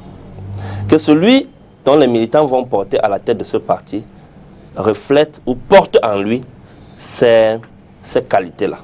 Moi, c'est le seul conseil que je peux donner au SDF. J'aurais aimé vous demander qui voyez-vous. C'est Nietzsche. Ah, d'accord. C'est Nietzsche entre Nietzsche et... ils ne sont pas mes amis, personne ne me donne à boire parmi les deux. Entre Nietzsche et aussi, si vous voulez que je vous dise, c'est Nietzsche qui porte ces valeurs-là. Alors, vous avez pensé comme Denis Kobo, finalement, Denis Kobo l'a dit également. Maître Georges Tegem, on sort de ce débat avec vous. L'implosion au sein du SDF est-elle évitable aujourd'hui? Écoutez, il vous a dit tout à l'heure... L'implosion du SDF, pardon. Il vous a dit tout à l'heure qu'ils ont pris à Mongo Sud le député Djemini. Et ils ont pris deux mairies, là, Yamambo et Loum. Et ça, franchement, nous voulons reconquérir ces mairies. Ce que nous voulons, c'est que le SDF désigne en son sein celui qui nous permettra de reconquérir ces mairies. Et c'est qui selon vous? Non, nous n'avons pas de choix à faire à leur place. Ah d'accord, parce ils font leur choix là-bas. vous avez quand même un avis. Denis Kobo a donné son avis. Écoutez, le SDF Pierre-Emmanuel Bignama a également donné son avis. est un parti qui a... Vous ne prenez pas beaucoup de risques cet après-midi? Non. Le SDF, écoutez, je prends des risques dans des sujets qui peuvent m'interpeller, mais il ne faut pas me demander de rentrer dans la vie politique d'un parti. Moi, il y a des points sur lesquels je suis parfois carré. Quelquefois même, je peux me faire le reproche à moi-même, mais j'estime que c'est un peu risqué de rentrer dans la vie d'un parti politique. Parce que dès qu'on rentre dans la vie du RDPC, je sais comment répondre. Moi, je ne vais pas rentrer dans la vie du SDF. Ce que je souhaite, c'est que ce parti mette à sa tête quelqu'un qui nous permettra de reconquérir ce député du Mombo Sud, qui mette à la tête quelqu'un qui nous permettra de reconquérir Loum et reconquérir Mombo. Parce que ce sont des mairies importants qui sont gérés par des gens qui, pour nous, n'ont pas l'étoffe qu'il faut pour gérer des mairies aussi importantes. Nous souhaitons qu'on nous fasse confiance, mais ça c'est le RDPC. Ce que nous souhaitons, c'est que justement vous perdez ces mairies, vous perdez ce poste de député. C'est notre vœu le plus cher, parce que nous avons besoin de ces députés pour continuer à gérer le Cameroun, pour continuer à faire avancer la ville de Loum, pour continuer à faire avancer la ville de Mombo. Vous avez pris cette ville, elle avait une situation qui était plutôt très heureuse. C'est vrai que le maire actuel, c'est un ancien de chez nous d'ailleurs, mais nous souhaitons la reprendre pour donner à nos militants qui sont mieux préparés pour gérer cette ville, pour gérer cette mairie. Ancien, vous dites que c'est un ancien de chez vous, ça veut dire... Oui, c'est un ancien de chez nous, mais voyez-vous... Oui, bien sûr. Pour éclairer les téléspectateurs. Le maire actuel de Mombo, c'est un ancien. Non, pas du tout. C'est celui de Loum qui n'est pas de chez nous. Non, pas du tout. Monsieur, c'est Kounao qui est là, c'est un ancien. Koundé n'est pas jamais été militant du RDPC. C'est un ancien de chez nous. Non, pas du tout. Monsieur, renseignez-vous bien. Renseignez-vous bien. C'est une confusion. Bon. Ça fait pratiquement plus de 10 ans, ça fait pratiquement plus de 15 ans. Il faudrait éclairer les téléspectateurs. C'est ce que je veux. C'est grave. Qui a été un ancien de chevaux, il faut le dire aussi. Monsieur Koundé est un ancien. Non. Bon, en tout cas, je ne vais pas discuter. Le chairman même Il parle du maire de... Nous parlons de la situation actuelle du maire de Mombo. Oui. C'est grave. Non, mais monsieur, ce que vous dites. Monsieur, renseignez-vous encore. Non, je vous dis que... Puisque je il est parti de chez nous. Cher monsieur, il est parti de chez nous. Monsieur Koundé n'a jamais été militant du RDPC. Monsieur Koundé. Si vous avez la prétention de porter votre choix sur ce monsieur comme militant du RDPC, il faudrait qu'on le dise au téléspectateurs. Non, j'ai bien dit, il est parti, il veut pas s'en aller. Monsieur, il était chez nous. C'est parce que justement, nous ne l'avons pas désigné. Non, pas du tout. Il n'a jamais été militant du RDPC. C'est parce qu'il n'avait pas été désigné. C'est pas conduit notre liste. Mais en tout cas, on ne va pas faire un débat sur un monsieur. Voilà, malheureusement, moi non plus, je n'ai pas suffisamment étudié mes leçons sur cet apprécié. Ce que je voudrais dire simplement, c'est que nous n'avons pas nommé la vie intérieure du SDF. Nous n'avons pas de choix à faire à la tête de leur parti, sur quelqu'un qui peut diriger ce parti politique.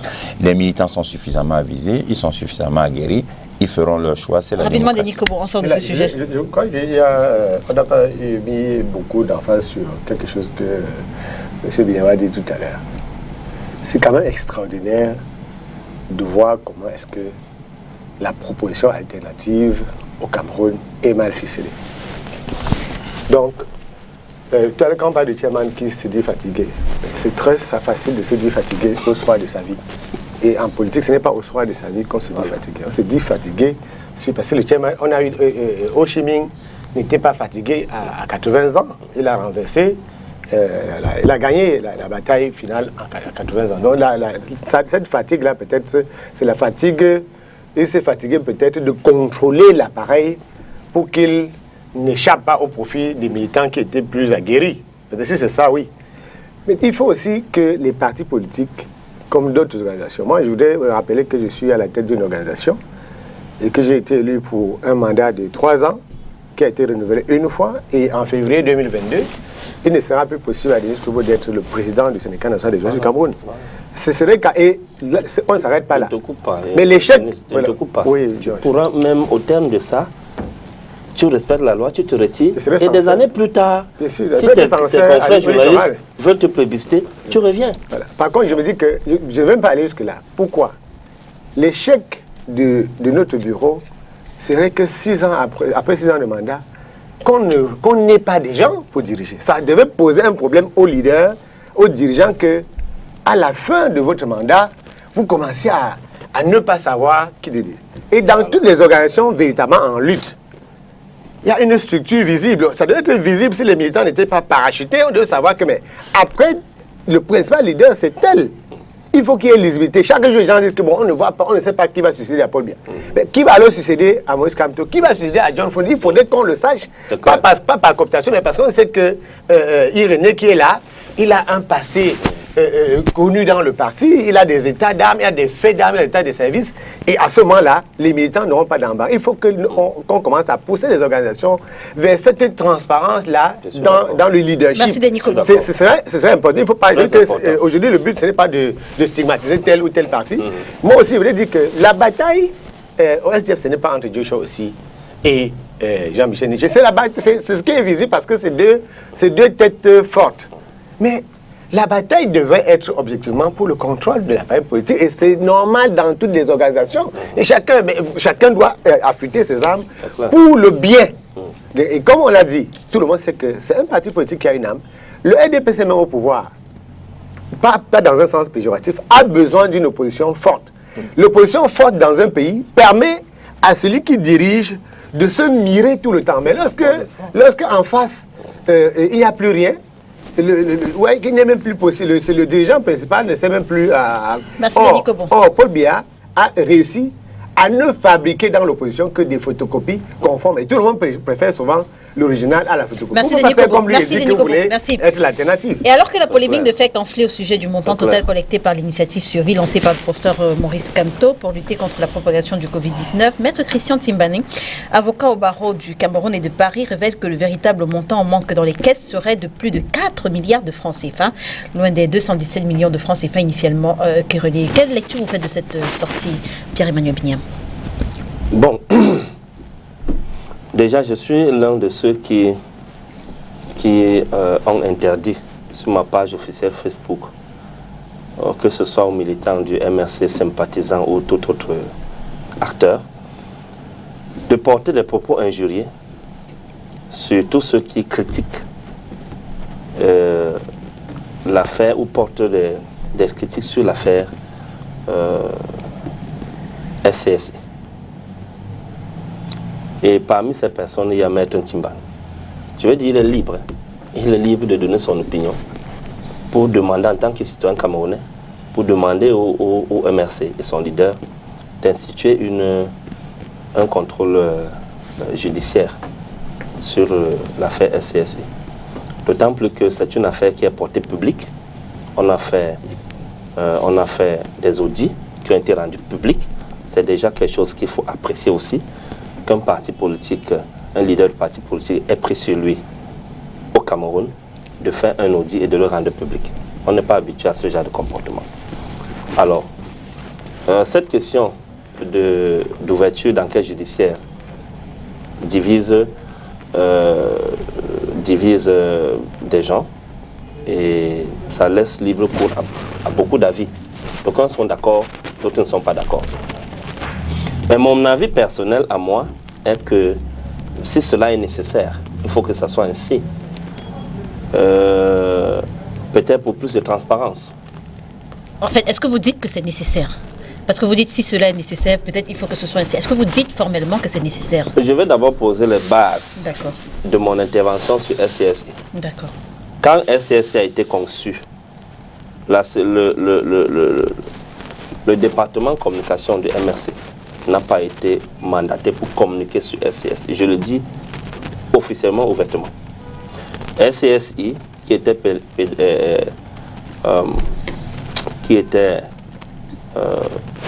présidé ou géré par Pendaï Koka, avait une cellule de communication. Ok, avait une cellule de communication. Alors, je ne vais pas faire comme Maître Tegem pour dire je n'ai rien à dire sur SCSI. Je vais quand même commenter cette actualité. Parce que je suis non seulement militant de MRC, mais citoyen camerounais. S'il est nécessaire qu'on fasse une enquête judiciaire sur cette affaire, elle sera faite. Nous avons la question que je pose, c'est est-il nécessaire? C'est pour ça que je dis s'il est nécessaire. Ce n'est pas à moi de juger la nécessité de le faire. Parce que le président du MRC, qui est fondateur de l'initiative, a fait un communiqué ou des communiqués officiels sur les résultats des audits qui ont été menés. Est-ce que vous êtes satisfait? Est-ce que vous êtes satisfait après tous ces audits-là?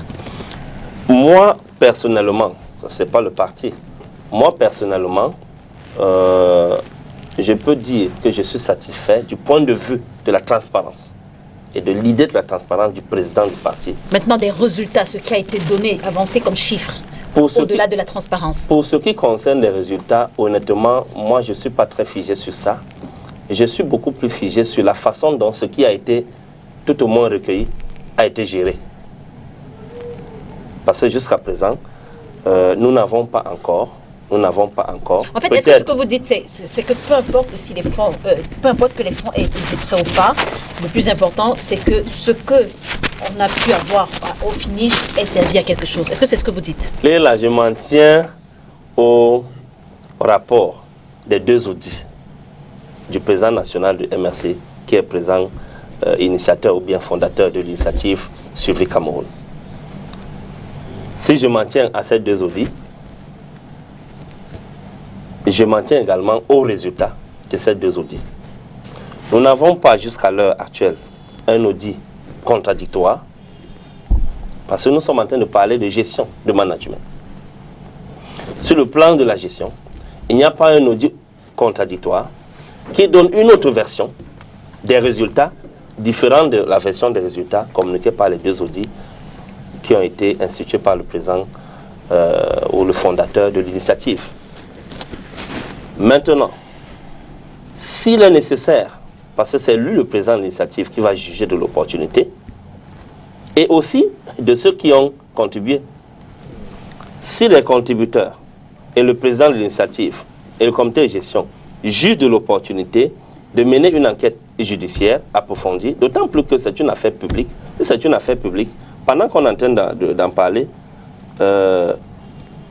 même le ministère public peut se saisir. Ça, je ne suis pas avocat. Mais je pense que lorsqu'une affaire devient publique, les brigades financières et tout ça peuvent se mettre en branle sans même demander l'autorisation du MRC. Il faut dire que la sortie, si je me trompe, sans demander même l'autorisation du MRC pour se saisir de ça et commencer leurs enquêtes. Je ne pense pas que dans le cas d'espèce, il faudra initialement que c'est le fondateur de l'initiative qui institue cette enquête. Comme M. Timban, Maître Timban dit, même depuis Paris, ou Yaoundé, il peut lui-même saisir les brigades financières pour lancer une enquête par rapport à cette histoire. Alors, pour ce qui concerne l'initiative venant du président le fondateur de l'initiative et de son président du comité d'organisation Pédaïkoka, ils vont juger de l'opportunité de le faire avec l'avis des contributeurs. J'insiste sur la question parce que la sortie du parrain de l'initiative, qu'on a parfois dit être la caution morale également de l'initiative, intervient après celle du président du comité de gestion de l'opération Survie, qui lui également notait qu'il y avait un flou autour des fonds collectés. Oui, honnêtement, le président Pédaïkoka est dans son rôle en tant que gestionnaire. Ce n'était pas la première sortie, même lorsqu'il a pris la charge de gérer cette initiative, il avait fait une sortie publique. Okay? Il avait fait une sortie publique pour communiquer les objectifs qui lui ont été donnés par le fondateur de l'initiative, le président Maurice Kamto.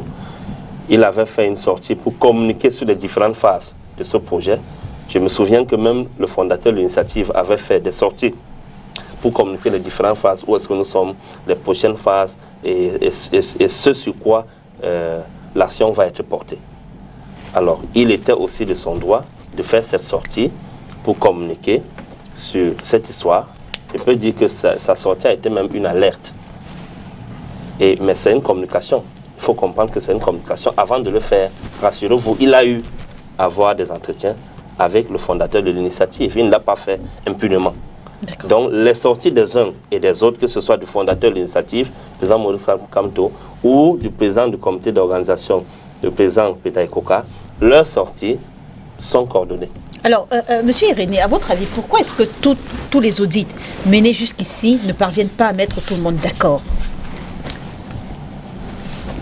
Écoutez, pour nous, nous pensons que, d'ailleurs que nous n'avons pas l'habitude de nous immixer dans les problèmes internes des partis politiques, surtout lorsqu'il s'agit de l'opposition. Mais bien entendu, nous pensons également qu'il est urgent que cette situation, que des éclaircissements soient faits, afin que la sérénité revienne au MRC. Donc, pour ma part, je pense que c'est pourquoi créer trop de polémies autour d'une situation qui est interne à un parti politique. Comme je l'ai dit, nous évitons de nous immixer dans les problèmes internes des partis politiques. Donc, nous préférons nous pensons qu'il est urgent que des éclaircissements soient faits parce que nous avons d'autres combats à mener avec le MRC. Nous n'allons pas nous arrêter en si bon chemin pour une situation qui peut être réglée. Donc, Maître Georges Teguel, je ne coupe pas. rapidement. Voilà. Je voudrais lui dire que commenter cette actualité, donner son avis, n'est pas s'immiscer aux affaires internes du MRC. C'est nous-mêmes qui avons voulu mais c'est notre position. C'est notre position. C'est notre position. Dès qu'une affaire devient publique, elle donne libre cours à... Oui, mais nous pensons que c'est notre position. Maître Georges Teguel, Maître Timbane demande un audit judiciaire. En quoi est-ce qu'un audit judiciaire serait-il différent de ceux qui ont été menés par le passé? Sur cette question, je vais répondre un peu de manière... vous savez, c'est peut-être pas se mêler de la vie parce que c'est un avocat qui s'exprime. Je vais prendre une position là-dessus. C'est un avocat. C'est un avocat qui demande le juge judiciaire. C'est pour cela que je vais un peu m'exprimer sur le sujet. Je voulais déjà... Parce qu'il y a une clarification qu'il faut absolument faire, parce que ça se répand et c'est très dangereux. Il faudrait aussi dire à M. Bignam que vous ne pouvez pas affirmer sur un plateau aussi sérieux. En tout cas, vous avez peut-être le droit de vous exprimer en tant que citoyen. Mais il faut faire très attention parce que sur un plateau aussi sérieux, à une heure de grande écoute, vous ne pouvez pas dire à la télévision, et je suis assis, que c'est la première fois qu'un audit se fait au Cameroun. Je voudrais vous faire observer que lorsque vous voyez les entreprises publiques, que ce soit le port autonome ou toute société publique, il y a à l'intérieur des auditeurs internes qui font un audit. Et dans ces sociétés, la Chambre des comptes fait un audit. Dans ces sociétés, le contrôle supérieur de l'État fait un audit. Lorsque vous voyez un conseil d'administration se réunir dans une société... Elle dit par un parti politique, pas audit. Vous avez fait observer. Il faut donc le dire. C'est important. Politique. Non, il faut donc préciser que c'est la première fois. Et quand vous dites sur le plan politique, même les cette initiative, ça font des audits. Cette initiative, ça appartient au MRC? C'est le président du MRC qui est présent. Attention, vous voyez comment cette histoire a commencé. J'étais sur ce plateau. Excusez-moi, j'étais sur ce plateau. J'ai fait ce plateau à l'occasion d'une émission. J'ai dit, alors, parce qu'il y avait le problème du ministre Atangandji, il m'en souvient que j'avais discuté ici, je pense que j'étais avec mon confrère Orlando. Et on en avait parlé, c'était toujours avec là. Et le ministre Atangandji était intervenu. On a dit non, ce n'est pas une affaire des partis politiques pour qu'il y intervienne. C'était un sujet, c'était très sérieux. Maintenant, aujourd'hui, ça l'a empêché d'intervenir. Il a bloqué les comptes. Maintenant, vous dites. Il a bloqué les comptes de survie, il a bloqué les comptes même du MRC. En passant, peut-être vous ne le saviez pas. Bon. Et comment ça fait avec l'audit? Excusez-moi. C'est pour ça que je lui explique donc et ça ne l'a pas empêché d'intervenir. Le président du MRC étant fondateur de cette initiative et le président du MRC étant un homme politique. Dans Suivi Cameroun, SCSI là, c'est un démembrement du MRC. Revenons à la question qui a été posée. Bon, je vais revenir. Bon, en tout cas, l'avis de l'avocat que vous êtes, en quoi est-ce qu'un audit judiciaire serait différent de l'audit qui a été mené par le... Excusez-moi, la précision est en fait. Je vais toucher maintenant au sujet. L'attitude de mon confrère Timbane, en réalité, c'est une attitude républicaine, c'est une attitude d'un avocat. Je vais vous dire pourquoi. Je ne vais pas m'exprimer sur son choix. Parce que si je m'exprimais sur son choix, je violerais nos règles déontologiques. Un avocat a le libre choix de défense ou de la stratégie de défense. C'est peut-être sa stratégie. Mais en ce qui concerne des audits ou toute situation, même si un problème naît sur ce plateau entre nous, moi en tant qu'avocat, ce que je dois faire, c'est de saisir l'instance instituée. C'est l'instance judiciaire. Il y a des personnes qui se prévalent des rapports d'audit. Et à l'intérieur ou alors entre ces personnes, il y a des contestations. Le rôle de l'avocat, c'est de dire, quand c'est comme ça, il y a l'institution. C'est l'audit judiciaire. C'est ce que Maître Timbane fait dans sa proposition. C'est une proposition qui est républicaine, c'est une proposition qui est citoyenne, c'est une proposition que nous approuvons. Parce que nous pensons que dans une société démocratique telle que celle que nous voulons construire, en tout cas lorsque je m'exprime sur ce plateau, je présume qu'il y a des enfants qui sont à l'université qui nous écoutent.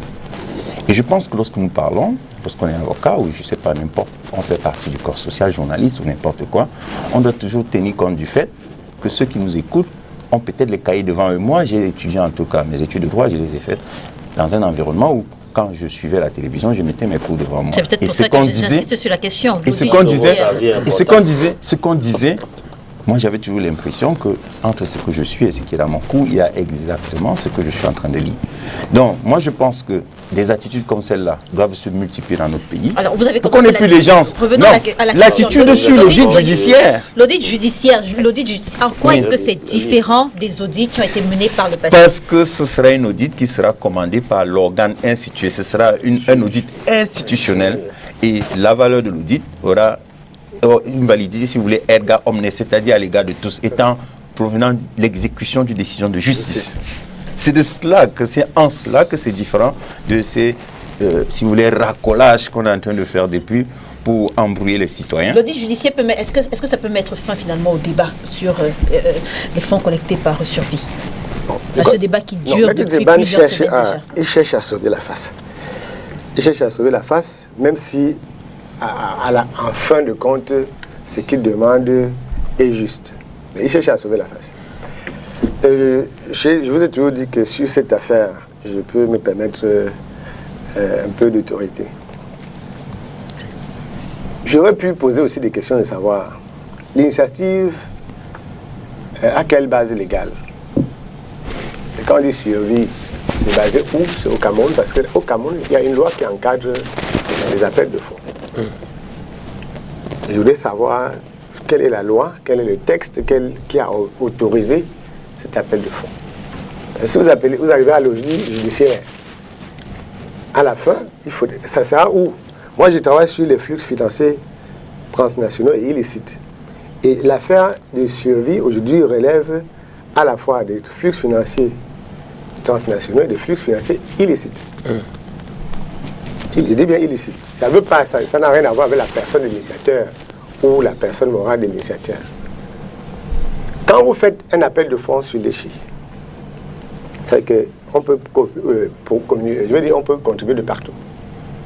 On peut contribuer des îles Caïmans, des personnes les plus mal intentionnées du monde peuvent contribuer. Alors, si on reste sur le plan politique, la première transparence, c'est de nous dire, l'initiative à quelle base légale? Ce serait un élément. Si on fait maintenant, quand il parle de l'audit judiciaire, ça va commencer aussi là-bas. Quelle est la base, quelle est la personnalité juridique, n'est-ce pas, de l'organe qui a appelé les fonds? Parce qu'au début, on nous avait dit que Survie, c'est une opération qui n'a rien à voir avec un parti politique. Le problème qui se pose déjà sur le plan moral, et pour un journaliste, c'est ce qu'il fallait relever, c'est que d'où viennent-ils donc à la fin? On retrouve des gens qui n'étaient pas opérateurs de suivi en train d'expliquer Survie. La seule personne qui... C'est pour ça que j'ai dit, moi j'aurais pu faire comme lui. Nous, au Sénacom, à l'époque, nous n'étions pas menés à la communication mêlée à la communication de SCSI. Voilà. Alors, il y a une personne qui s'appelle Penda Ikoka qui a mené cette opération. Je suis surpris et il faut que les Camerounais le sachent qu'il y a eu un embargo politique, politico-médiatique sur les sorties de Penda Ikoka. Il n'y a pas eu relais suffisant de ce qu'il a dit. Et c'est dangereux. Ce pays ne va jamais changer avant au moins 2 siècles, si ça continue comme ça. Le fait d'accorder les chèques en blanc aux hommes politiques, tout ça parce qu'ils sont avec nous, ou ils nous financent, ils nous achètent des véhicules, il faut arrêter ça. C'est le problème. Et ça n'aide même pas les hommes politiques. Les seules personnes qui peuvent aider les hommes politiques, c'est les communicateurs politiques, les journalistes politiques. En leur posant les bonnes questions pour la lanterne du public. Lorsqu'on aide des hommes politiques à entretenir le flou sur la scène, ça va donner ce que ça donne là. Donc quand vous êtes dans le cadre des flux financiers transnationaux et illicites, vous allez avoir ça. Chez les comptables, moi je ne suis pas comptable, lorsque vous avez 1 franc en plus ou 1 franc en moins, ça montre qu'il y a un problème. Et ici, on a voulu forcer une première explication, une deuxième. À force de forcer les explications, on est arrivé au moins à la vérité, à savoir que ces chiffres-là ne sont pas vrais. Et je vous avais dit sur ce plateau qu'il n'est pas possible que ces chiffres soient vrais. Il n'est pas possible que ça soit vrai. Deuxième chose, si personne n'a une maîtrise, c'est que vous avez mené une opération, vous avez fait des dépenses. À la fin, vous faites un audit sur les cotisations et non sur les dépenses. La transparence aurait aussi recommandé que, ok, à supposer que ça a été 1,5 milliard, sur les transparents, qu'est-ce que vous avez fait de 1 milliard? Ça, vous accusez son Biya. Vous accusez Biya d'avoir fait pour celui qui est conseiller municipal SDF. À l'époque, pour passer 4 millions, plus de 4,9. Et René sait comment est-ce qu'il y avait une procédure, n'est-ce pas? Tout à fait. Pourquoi est-ce que sur le même territoire du Cameroun, où on veut une autre façon de gouverner, où on veut quand même inscrire la transparence dans les mœurs politiques et administratives, les mœurs économiques, vous parlez de milliards comme ça, de milliards, on vous dit, on va auditer, et vous retrouvez qu'il y a des gens qui ont cotisé avec des cartes volées, parce qu'on dit qu'il y a des cartes volées. Cette affaire ternit l'image du Cameroun et montre que moi j'étais dans beaucoup de pays étrangers où chaque jour, quand on montrait un film à la télé, j'étais assis, une fois j'étais au Gabon, j'étais chez le chef d'état-major des armées, j'étais chez lui, j'habitais chez lui pendant longtemps, et chaque soir on montre 3 Camerounais interpellés, ah là là là, 3 Camerounais, il y avait quelques Camerounais interpellés. Cette affaire de suivi là, et je suis au regret de savoir que le MRC a pu accepter de se rapprocher d'une telle initiative. Parce que la plupart des Camerounais qui sont à l'étranger, là, c'est des voleurs. La plupart. De ceux qui sont à l'île, que ceux qui sont à... Non, c'est pas vrai. Si vous continuez avec une carte de crédit volée, vous n'êtes pas un citoyen. Je parle de ceux qui sont... Léla. Il faut faire attention. Il faut faire attention. Lorsque M. Timban, qui n'a pas la langue dans la poche, dit ce qu'il a dit, c'est que c'est grave. Il s'est fait violence pour arriver à cette déclaration. Donc, quand il parle de Camerounais, il ne parle pas de Camerounais normaux. Il y a des Camerounais normaux. Les Camerounais normaux ne se mêlent pas de ce genre de choses. Il y a des Camerounais qui tentent une explication. Parce que pour faire une bêtise, il y a 2 choses. 1, tu fais la bêtise. 2, tu essayes de justifier la bêtise. Et c'est ça qui nous coince là aujourd'hui. Pour sortir de cette affaire, et il est bon que le juge judiciaire soit effectivement ordonné. Par qui? Et où? Ça va être un audit international qui n'a rien à voir avec le Cameroun, parce qu'on ne sait pas si les gens ici au Cameroun, en France, on ne sait pas où c'est. C'est sur la toile. Et quand c'est sur la toile, il faudra... ça va être très difficile. Donc ça peut entraîner des conséquences. Excuse-moi, je vais rajouter de l'eau à ton moulin. Parce que tu viens de poser un problème très sérieux, effectivement, c'est sur la recevabilité de l'action. Qui va l'intenter? Parce qu'il faut déjà que ce soit une personne morale ou une personne physique pour avoir qualité, pour agir. Et c'est pourquoi j'ai demandé tout à l'heure, cette initiative-là, dès le départ, c'était une initiative qui montrait déjà sa dangerosité. C'est pourquoi aucun parti politique ne voulait l'accepter. Et après, à un moment, on a commencé à vous dire que c'est une initiative. Une initiative, quelle est sa personnalité juridique? C'est peut-être un problème de recevabilité, mais moi, je ne vais pas préjuger ce que décideront les juges. Moi, je ne suis pas magistrat. Eux, ils prendront la décision qui sera à l'heure. Mais le boulot de l'avocat, c'est d'engager sa procédure et le juge dira... Si vous intentez une procédure dans le cadre de tracking des flux financiers illicites, ça va prospérer parce qu'il faudra maintenant... Pour ça qu'il y a eu des... qu'il y a au moins 2 cas de... Là, c'est un autre sujet. Là, c'est un autre sujet. Le sujet que vous posez, moi, je pense que... Pour rentrer dans cette affaire... Mais Denis Kobo, j'insiste sur les cartes volées. Est-ce que ça a été prouvé? Sur ce plan-là, sur ce plan, n'est-ce pas? Moi, j'ai quelque chose à dire. Sur ce plan, je vais vous dire juste une chose. C'est qu'en réalité, vous avez la liste des donateurs. C'est une phrase, s'il vous plaît. Juste une phrase. Les gens ont la présomption d'innocence. Donc, vous ne pouvez pas parler de fait avéré. Donc, c'est vous qui avez raison.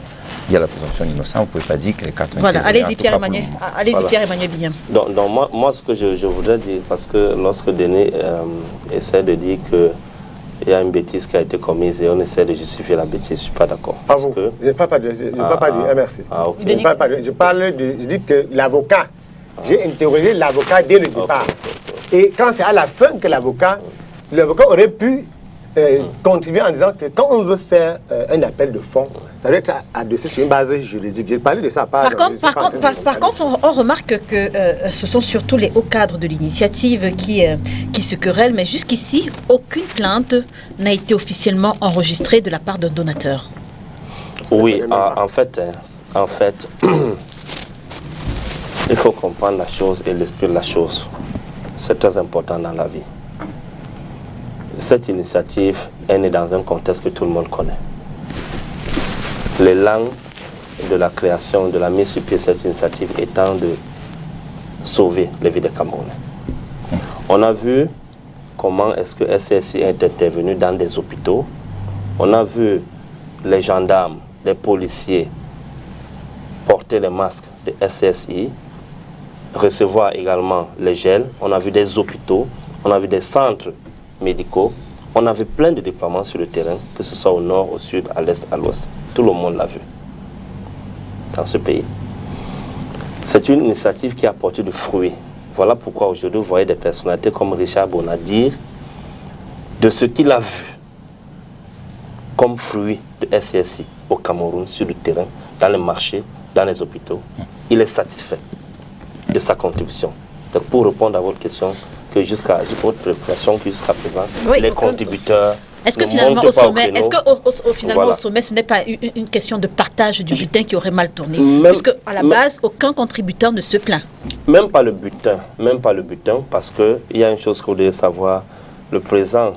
À la base, les contributeurs ils semblent tous satisfaits. Le président Maurice Kamto n'était lié ni de près ni de loin à ce qui concerne la gestion de cette initiative.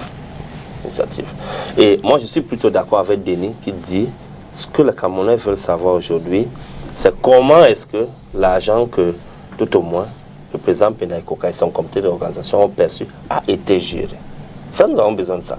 Moi, en mettant le MSC, j'ai besoin de savoir comment ça a été géré. Honnêtement. Donc, je ne vois pas plutôt un problème de partage au sommet. Je vois plutôt, comme nous connaissons la mentalité des Camerounais, je vois une occasion d'opportunité des uns et des autres de former des clans, de monter tel contre l'autre.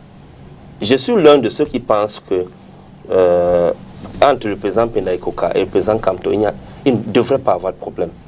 Il ne devrait pas avoir de problème, ni même de communication. Mais c'est vrai aussi que des clans montent à gauche, des clans montent à droite. Vous voyez les réactions des uns et des autres, même dans les réseaux sociaux, qui montrent de ce que les uns ont formé les clans ou se sont rangés derrière tel clan et tel autre clan. J'aimerais pour sortir de ce sujet, revenir avec certains noms, certaines personnalités qui étaient aux côtés de Maurice Kamto après l'élection présidentielle, qui ont presque disparu aujourd'hui, ou alors qui sont, comme c'est le cas de Christian Pendaye Koka, en désaccord entre guillemets avec Maurice Kamto. On a par exemple Albert Zongan, qui a sensiblement disparu de la scène publique. On a Paul-Éric Kingé qui, avant son décès, était en désaccord frontal finalement avec Maurice Kamto. On a également Maître Michel Ndoki qui a également disparu de la scène publique. On a Célestin Djamène qui aujourd'hui, à chacune de cette sortie, veut mettre le MRC finalement en mal. On a Christian Pendaye Koka avec le cas présent, on a Maître Christian Timbane avec le cas présent. Est-ce qu'il n'y a pas finalement un problème avec, je ne sais pas, la personne Maurice Kamto? La nuit de l'arrestation de Jésus-Christ, lorsque les pharisiens et les sadducéens avec l'armée impériale ont mis la main sur Jésus, même celui qui disait, c'est-à-dire que son ami le plus proche, Pierre, et le plus âgé des disciples, qui disait, Seigneur, je ne vais jamais te renier. La même nuit, il a renié Jésus 3 fois. Parce que Jésus lui a dit, toi, tu es en train de m'enfariner les oreilles. Si tu veux que je te dise la vérité devant tes amis, tu vas me renier 3 fois avant que le corps ne chante. Parce qu'il va dire, oh Seigneur, je ne peux pas te renier. Oh ceci. Pierre a renié Jésus 3 fois avant que le corps ne chante. Les autres, tous ont pris la débandade. Dans le cas d'espèce, Jésus-Christ, c'est Maurice Kamto. C'est un exemple que j'ai pris, de leader. Okay. À un moment donné, de la vie d'une organisation, chaque organisation, je veux dire, traverse des moments de troubles, difficiles, de succès, de moins de succès, ainsi de suite, de turbulences. Okay. Et Maurice Kamto, c'est un leader, je suis en train de parler honnêtement, tel que je vois l'homme. Maurice Kamto, c'est un leader qui a fait confiance à beaucoup de ses collaborateurs et de ses partenaires. Parce que tous ceux dont vous venez de citer ne sont pas les militants du MRC, ce sont nos partenaires. Bon, il y avait des militants également à l'intérieur, Maître Michel Ndoki, oui. Célestin Djamène. Oui. Oui. Ce sont nos alliés. Si vous voulez qu'on parle des militants, jusqu'à présent, c'est Célestin Djamène seul qui a démissionné du parti. Oui. Michel Ndoki est encore militante du MRC. J'ai juste dit qu'elle a disparu de la scène publique. Oui. Les gens ont des vies personnelles. Si M. Bignam, depuis sa sortie de prison, si un jour, vous-même, vous faites 6 mois, 1 an, vous ne voyez pas sur le plateau, vous n'êtes pas sûr que je suis en train de me battre quelque part par rapport à une situation même de ma vie personnelle. Je veux dire, beaucoup de ces personnes, sans pour autant accuser Maurice Kamto, ont souligné le fait qu'il y aurait un problème avec l'entourage du président du MRC. Avouer cela, confirmer ou infirmer cela, je ne suis pas en mesure de le faire. Mais je peux seulement dire que Maurice Kamto, comme tous les leaders politiques camerounais, ont des clans qui se sont formés autour d'eux. Ça, c'est clair. Si je dis maintenant que cela ne l'existe pas, c'est malhonnête de ma part. Il y a des clans qui se forment toujours. Et ça, c'est l'esprit du Camerounais. C'est ça que nous devons détruire. Moi, je le dis constamment. Il y a des révélations que si je vous les fais maintenant, vous n'allez pas croire. Je suis l'un des rares. C'est l'occasion. Je suis l'un des rares cadres du MRC qui n'est pas tout le temps à côté du président Kamto, faire les selfies avec lui et tout ça. Parce que je me dis, il y a plein de boulot qui m'attendent sur le terrain. Ma caution, je ne la cherche pas auprès du président Kamto tout le temps, dans son bureau, dans son domicile, dans son village, dans ses déplacements. Ma caution, je la cherche auprès des militants et des populations dont je dois amener à concourir au suffrage universel. Cette posture-là, elle a accepté dans votre parti? Il y a plein de personnes dans notre parti, effectivement, qui, tout comme dans tous les partis politiques, sont derrière le président à tout moment. Et qui pensent qu'ils cherchent la légitimité ou peuvent chercher la légitimité derrière le président. Et ça, c'est un tort. Je dis que les partis politiques ont du boulot à faire sur le terrain et non dans les bureaux des présidents ou les bureaux des dirigeants du parti. Donc, c'est un problème qui est réel, qui est lié à la mentalité des Camerounais. C'est la tricherie, parce que les gens ne veulent pas travailler. Maurice Kamto lui-même, pour qu'il en arrive là, il a fait le tour du Cameroun plusieurs fois, sans blague, plusieurs fois. On l'a vu entrer dans les marchés qui étaient inondés avec des sandales, ayant plié le pantalon. Ok? Donc aujourd'hui, il y a des gens qui se lèvent, qui ne veulent pas passer par là, qui ne veulent pas faire le terrain, mais qui veulent arriver au sommet du parti, qui veulent entrer au directoire national, tout comme au SDF, tout comme au RDPC. Il y a plein de personnes comme ça. Mais maintenant, pour ce qui concerne la froideur de l'activité de certains cadres, comme Michel Ndoké et autres, leur vie personnelle peuvent expliquer cela. La politique au Cameroun, retenez-le pour ceux qui nous suivent, ne paye pas l'homme. Il n'y a pas un statut au Cameroun qu'on appelle politicien qui fait que lorsque M. Bignamé, cadre du MRC, il a tous les mois 150 000 quelque part. Merci. Il doit se battre comme il peut pour. Merci Pierre-Emmanuel Bignam. On sort de cette émission en parlant de l'unité nationale. Dans quelques jours, le Cameroun célèbre la 49e édition de la fête nationale. Quel est le regard, maître, que vous portez sur l'unité nationale au Cameroun en 2021? Un travail à faire. Nous devons continuer à travailler pour que cette unité nationale soit effective. Vous avez vu la crise anglophone qui a révélé aux yeux de tous que le travail qu'on croyait terminé n'est effectivement pas achevé. Ça veut dire que c'est un construit permanent. Il faut continuer à travailler, continuer à former. Et nous comptons évidemment sur vous, les journalistes, sur les leaders politiques, même si M. Bignam aujourd'hui, je trouve qu'il fait le Messanga, le professeur Pascal Messanga dans le MRC. C'est qu'il a dit là, il a fait des déclarations là, peut-être ça. Non, je n'accepte pas la casquette de Messanga. Je pourrais également dire quand quelqu'un est honnête, vous étiez très à l'aise à parler du MRC, alors que pour le cas du c'est ça qui nous manque, l'honnêteté de savoir faire une introspection et de dire les choses telles qu'elles sont. On ne veut pas faire la langue de bois tout le temps et induire le peuple qui nous suit en erreur. Il y a des évidences. Même si je marche la langue ici, les gens qui nous suivent sauront que je suis en train de marcher la langue. Merci et je ne suis pas Messanga. Messanga gère ces choses avec le RDPC. Revenons sur l'unité nationale. Vous avez tiré sur l'entourage de votre président national. Je ne l'ai pas fait, pour ceux qui ont suivi. J'ai décrit une situation par rapport à une question qui était posée. Mais nous aussi on écoute. Revenons sur l'unité nationale. Le regard que maître. Je vous ai dit, c'est un construit permanent et puis je n'ai pas parlé du MRC ici, sauf si vous dites que sur Vicamon, sur le MRC. Moi, je sais qu'ils ont toujours nié ça. Je suis surpris de voir que vous voulez rattacher les deux. En tout cas, ce que je voudrais dire, c'est que au RDPC, nous n'allons pas construire une unité nationale tout seul. Nous souhaitons que tous les Camerounais, les leaders d'associations, les journalistes, les syndicalistes, notamment Denis Kouébou, les partis politiques, que tout le monde s'associe pour qu'ensemble, nous continuions à travailler pour construire cette unité nationale, pour qu'elle devienne effective. Parce que, voyez-vous, nous le pensons sérieusement. Nous pensons qu'il faut laisser les partis politiques s'exprimer. Le SDF est un parti fédéraliste. Le SDF a présenté son projet de campagne lors des élections en 2018. Ça a pris 3%. Vous pensez qu'il faut laisser les partis politiques s'exprimer uniquement pendant les élections? Non, ce que je voulais insinuer. Le représentant du SDF sur le plateau, en tout début de cette émission, a bien parlé du verrou de l'administration. Non, ce que je voudrais insinuer, vous savez, les excuses faciles, les rafistolages, quand les gens ne veulent pas travailler, vous lui avez demandé depuis qu'est-ce qu'ils font, il a commencé à vous dire sous-préfet, alors qu'entre-temps, ni tu étais à Bonanjo, Denis Kouébola a dit, on est venu le stopper, vous savez, cette tricherie-là. Il faut être honnête et sincère, dire aux Camerounais que bon, nous sommes dans une incapacité de travailler. Il faut le dire. Les partis politiques, en tout cas, certains d'entre eux, je vais notamment, moi je ne suis pas mêler la vie du SDF, je préfère compter sur les IF pour accompagner le gouvernement de la République, pour accompagner l'ensemble des citoyens camerounais à procéder à cette œuvre de construction de l'unité nationale. C'est une œuvre que l'on croit achevée, mais je constate que c'est un construit permanent, c'est un travail qui doit être quotidien, c'est un travail qu'on doit continuer à renforcer. Maître, 49 ans après 1972, comment comprendre que les récriminations portées par ceux qui, à l'époque, estimaient avoir été lésés se soient exacerbées? Vous avez notamment parlé de la crise dans le nord-ouest et le sud-ouest. Que n'ont pas fait les pouvoirs publics qui auraient dû être faits?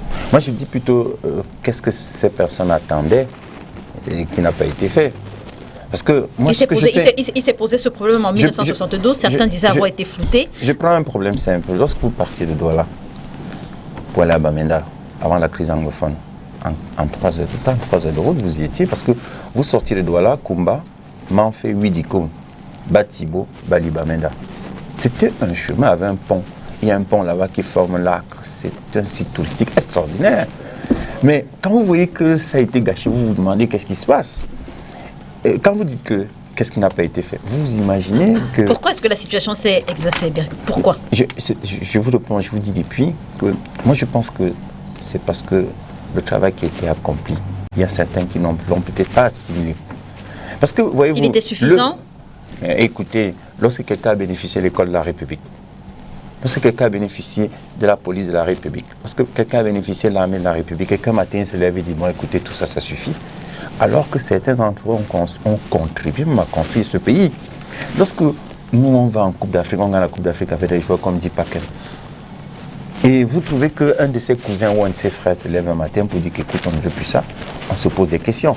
Le travail n'est pas toujours peut-être ce que vous voulez insinuer, Léla. Moi, je pense que c'est d'abord un travail dans les esprits, un travail dans la tête de chacun d'entre nous.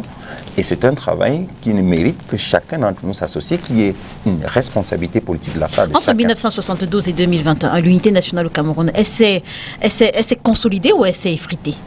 Non, je vous ai dit qu'elle devrait en principe se consolider. Mais la crise anglophone nous dit le contraire. Non, vous dites elle devrait. Je parle de la réalité. La crise anglophone. Elle s'est consolidée ou elle s'est effritée? Non, il y a une réalité, c'est que la crise anglophone nous montre quand même qu'il y a eu un véritable problème entre 1972 et 2021. Mais nous voulons continuer à croire que c'est simplement un accident de parcours. Et c'est pourquoi nous pensons que, au lieu de faire la promotion de l'événement malheureux ou des événements malheureux de ces dernières années, nous pensons qu'il faut plutôt travailler en amenant les personnes qui se sont trompées à un moment à comprendre qu'en réalité, c'est dans la République que l'on peut faire avancer l'unité nationale et non en nous divisant. Alors, M. Irénée, au-delà des discours politiques des gouvernants, quelle est la réalité sur le terrain, l'unité nationale au Cameroun? Écoutez, c'est avec tristesse que je voudrais aborder cette situation. D'autant plus que les camarades du représentant du RDPC ont démontré jusqu'à preuve le contraire qu'il y avait des Camerounais à part à travers leurs actes. C'est ceux de ces camarades qui sont en prison ayant volé beaucoup de centaines de milliards. Ils trouvent aisé de parler de l'unité nationale sur la télévision alors que c'est eux au RDPC qui ont détruit cette unité nationale. Comment? La réponse est simple, Léla. Vous ne pouvez pas imaginer dans un pays sérieux. D'ailleurs, je voulais revenir un peu sur les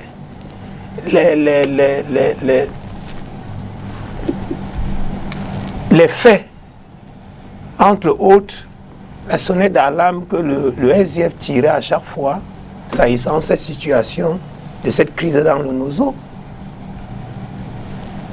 Nous l'avons fait.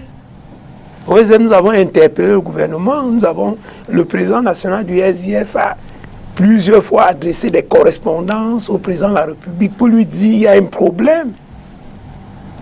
Aujourd'hui, il trouve aisé de dire qu'il y a des manquements. C'est avec tristesse que vos petites sœurs, ceux qui ont abandonné leur foyer dans le nord-ouest et le sud, dans le Nozo, elles se prostituent ici à Bonabéry. À quel prix? Il faudrait quand même que les gens soient sérieux. Que les gens passent en longueur de journée à souffrir. Il y en a des familles dans ce pays qui n'arrivent pas à manger à leur faim. C'est eux. C'est le RDPC. Aujourd'hui, parler de l'unité nationale, ça leur donne l'impression, avec aisance, de dire que... Mais, sauf si nous sommes tchadiens. Il y a nos concitoyens qui meurent chaque jour. Il y a nos frères, les forces de défense, qui meurent chaque jour dans le Nozo. Il y a des villages abandonnés. Pour ceux qui ont visité le Cameroun, pour ceux qui ont été dans le nord-ouest, pour ceux qui ont été dans le sud-ouest, je voudrais ici interpeller M. Kwebo sur cette situation. Qu'est-ce que les Camerounais, il y a de cela 20 ans, lorsqu'on parlait de l'unité nationale, bien qu'il y avait des revendications, lorsque je partais de Mbanga pour aller à Kumba, à l'occasion de la fête du 20 mai, de la fête de l'unité, ce n'était pas cette situation que nous vivons aujourd'hui. Alors, il faudrait bien même qu'on fasse un examen de conscience. Qu'à un moment donné, ceux de nos frères du RDPC soient responsables de ce qui est arrivé aux Camerounais et qui continue d'arriver aux Camerounais. D'autant plus que si nous retrouvons cette situation actuelle, que l'unité nationale, d'ailleurs que nous ne les fêtons plus. À chaque fois à l'approche du 20 mai ou du 11 février, on nous fait savoir que la présidente de la République accuse du fait qu'il y a une situation de Covid. Que c'est à cause du Covid que la fête du 20 mai ne se fera pas. Et là, il faudrait que les Camerounais, il faudrait que ceux des militants du RDPC, que ceux des camarades du représentant du RDPC, qui soient responsables de ce qui arrive au Camerounais. Denis Kobo, justement, nous avons donné à la rédaction, à STV, nous avons donné la parole à quelques Camerounais. Après l'annulation de la parade organisée en général pour fêter l'unité nationale, nous avons donné la parole donc à quelques Camerounais qui estimaient que sans défilé, il n'y a pas unité nationale au Cameroun. Comment comprendre que l'unité nationale, le 20 mai, la célébration du 20 mai finalement, soit uniquement cataloguée, soit finalement seulement collée à la parade militaire? La plupart des Camerounais à qui vous avez donné la parole ne savent pas ce que c'est que l'unité nationale. Ce n'est pas une accusation, mais ce n'est pas aussi un tort. Mais à qui revient le tort si la plupart des Camerounais ne savent pas ce que c'est que l'unité nationale? J'ai proposé qu'on installe assez rapidement le service militaire civil obligatoire à tous les Camerounais, y compris nos parents qui ont déjà plus de 80 ans. On oblige chacun à aller pour au moins 6 mois au service militaire. Donc, il y a le principe d'intangibilité des frontières issues de la colonisation. Le Cameroun est un État indépendant. Il n'est pas indépendant de fait. Il y a des instruments juridiques qui encadrent l'indépendance du Cameroun. Je vous fais noter qu'il y a des Camerounais qui, chaque fois lorsqu'ils se couchent dans leur lit, il est pris qu'il y a encore un incident pour qu'on démontre qu'il n'y a pas d'unité nationale. Ça, c'est leur fait, c'est leur problème, qui ne va pas empêcher qu'on sache que les fissures sécuritaires ne sont pas des bases d'évaluation de l'unité nationale. C'est pourquoi que vous êtes entre tous, la plupart des gens sur le plateau font un peu cette confusion. Il y a eu cette confusion-là.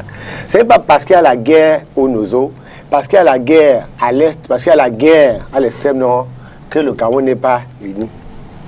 Je fais remarquer pour ceux qui parlent de la crise anglophone que 80% des déplacés de la crise anglophone vivent en dehors du NOSO, à l'intérieur du territoire national, pour montrer qu'il n'y a pas une insurrection populaire d'une partie du Cameroun, des Camerounais contre les autres.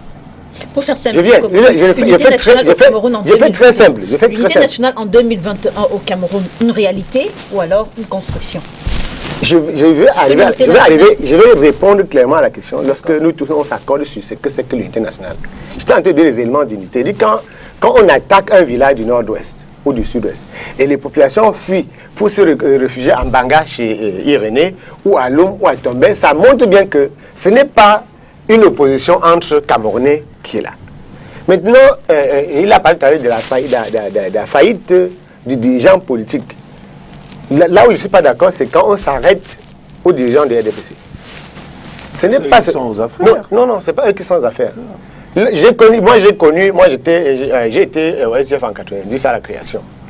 J'ai connu des mairies gagnées par le SDF où les dirigeants n'ont jamais essayé de promouvoir l'unité nationale, même dans leur recrutement, dans leur fonctionnement des mairies. Donc, je veux dire que ce qu'il faut faire aujourd'hui, c'est de savoir qu'il faut dire aux Camerounais qu'il y en a qui aspirent à diriger au MRC, au SDF, au PCRN, au Manidem, à l'UPC.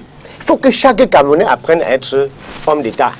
Et donc, quand tout à l'heure on parlait de la conscience, de la construction de la conscience citoyenne, c'est parce que la conscience citoyenne n'est pas suffisamment ancrée qu'il y a des gens, notamment des gens du RDPC en prison aujourd'hui. C'est-à-dire qu'ils ont pensé que le simple fait pour vous d'être DG d'une société où il y a les milliards, c'est que c'est une prime pour que tu te mettes les poches.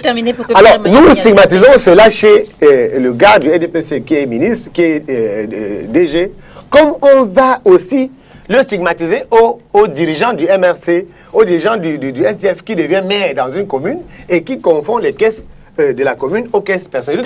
Si on parle de façon générale, c'est éduquer plus les citoyens, parce qu'il y a des citoyens au Cameroun qui commettent des forfaits, qui s'attaquent à l'unité nationale, croyant que quand on dit unité nationale, c'est que c'est une exigence qui s'adresse plutôt aux dirigeants du RDP. Ça s'adresse à moi, à vous, à nous tous. Quand vous décidez de mettre sur le plateau cette question-là, c'est que vous voulez effectivement qu'on s'accorde sur le fait que on peut avoir toutes sortes de divergences. Ce qui nous unit là, c'est qu'on est Camerounais. Si on n'était pas Camerounais, on ne serait jamais ici sur le plateau pour parler du Cameroun. On peut construire cela et de façon assez impersonnelle, de façon assez transpartisane, parce que il y a les partis politiques au Cameroun réunis, RDPC, ils n'ont pas 10% de la population. On a 90% de la population qui n'appartient à aucun parti politique et on a besoin de les encadrer. L'unité nationale 49 ans après, où en est le Cameroun? 49 ans après. Il faut quand même dire que lorsque l'unité nationale l'affaire de l'unité nationale a été instituée, je n'étais pas encore né. Et que je suis né depuis que le président Paul Biya est au pouvoir. Si je prends à partir de ce moment 1982, la façon dont on voyait les gens se comporter à ce jour, il y a beaucoup de différences.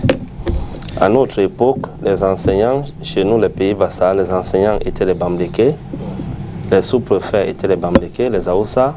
Chez les Bamlékés, les enseignants étaient les Bassa, les sous-préfets étaient les Bassa, à l'époque même d'abord les chefs de district avant de devenir sous-préfet, ainsi de suite.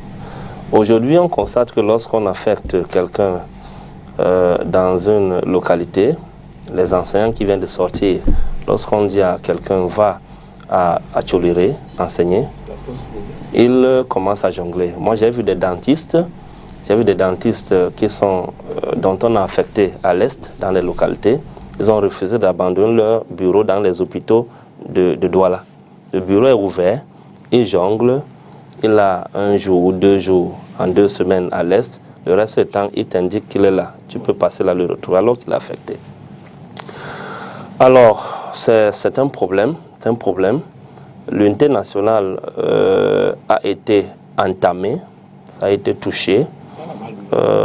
Et ceux qui sont en charge aux affaires, c'est-à-dire que le régime en place du président Paul Biya a une grosse responsabilité dans cela. Parce qu'en 1982, lorsque Ahidjo lui cède le pouvoir, dans son discours, lui-même reconnaît qu'il a reçu un pays prospère et qui vit en paix et riche. Alors, aujourd'hui, est-ce qu'on peut se targuer de dire que le Cameroun est en paix? De ce point de vue, je pense que non, le Cameroun n'est plus en paix parce que nous avons des crises sécuritaires internes qui opposent les Camerounais entre eux-mêmes, ce qui n'est pas bien. Alors, sur le plan de la prospérité, est-ce qu'on peut dire que le Cameroun est prospère? Je vais dire oui, le Cameroun est prospère. Ça se traduit sur nos différentes lois de finances qui augmentent de jour au jour. Avant la crise, on était à plus de 5 000 milliards. Mais est-ce que cette prospérité profite aux Camerounais ou à la majorité? Point d'interrogation. Donc, l'unité nationale est en construction. D'accord, on aura l'occasion d'en parler certainement la semaine prochaine. Mesdames et messieurs, merci de nous avoir suivis. L'émission est rediffusée ce soir lorsqu'il sera 20h30. Demain lundi lorsqu'il sera 13h30. On se retrouve dimanche prochain sur les antennes de Spectrum Télévision, si bien sûr Dieu le veut. Bon dimanche.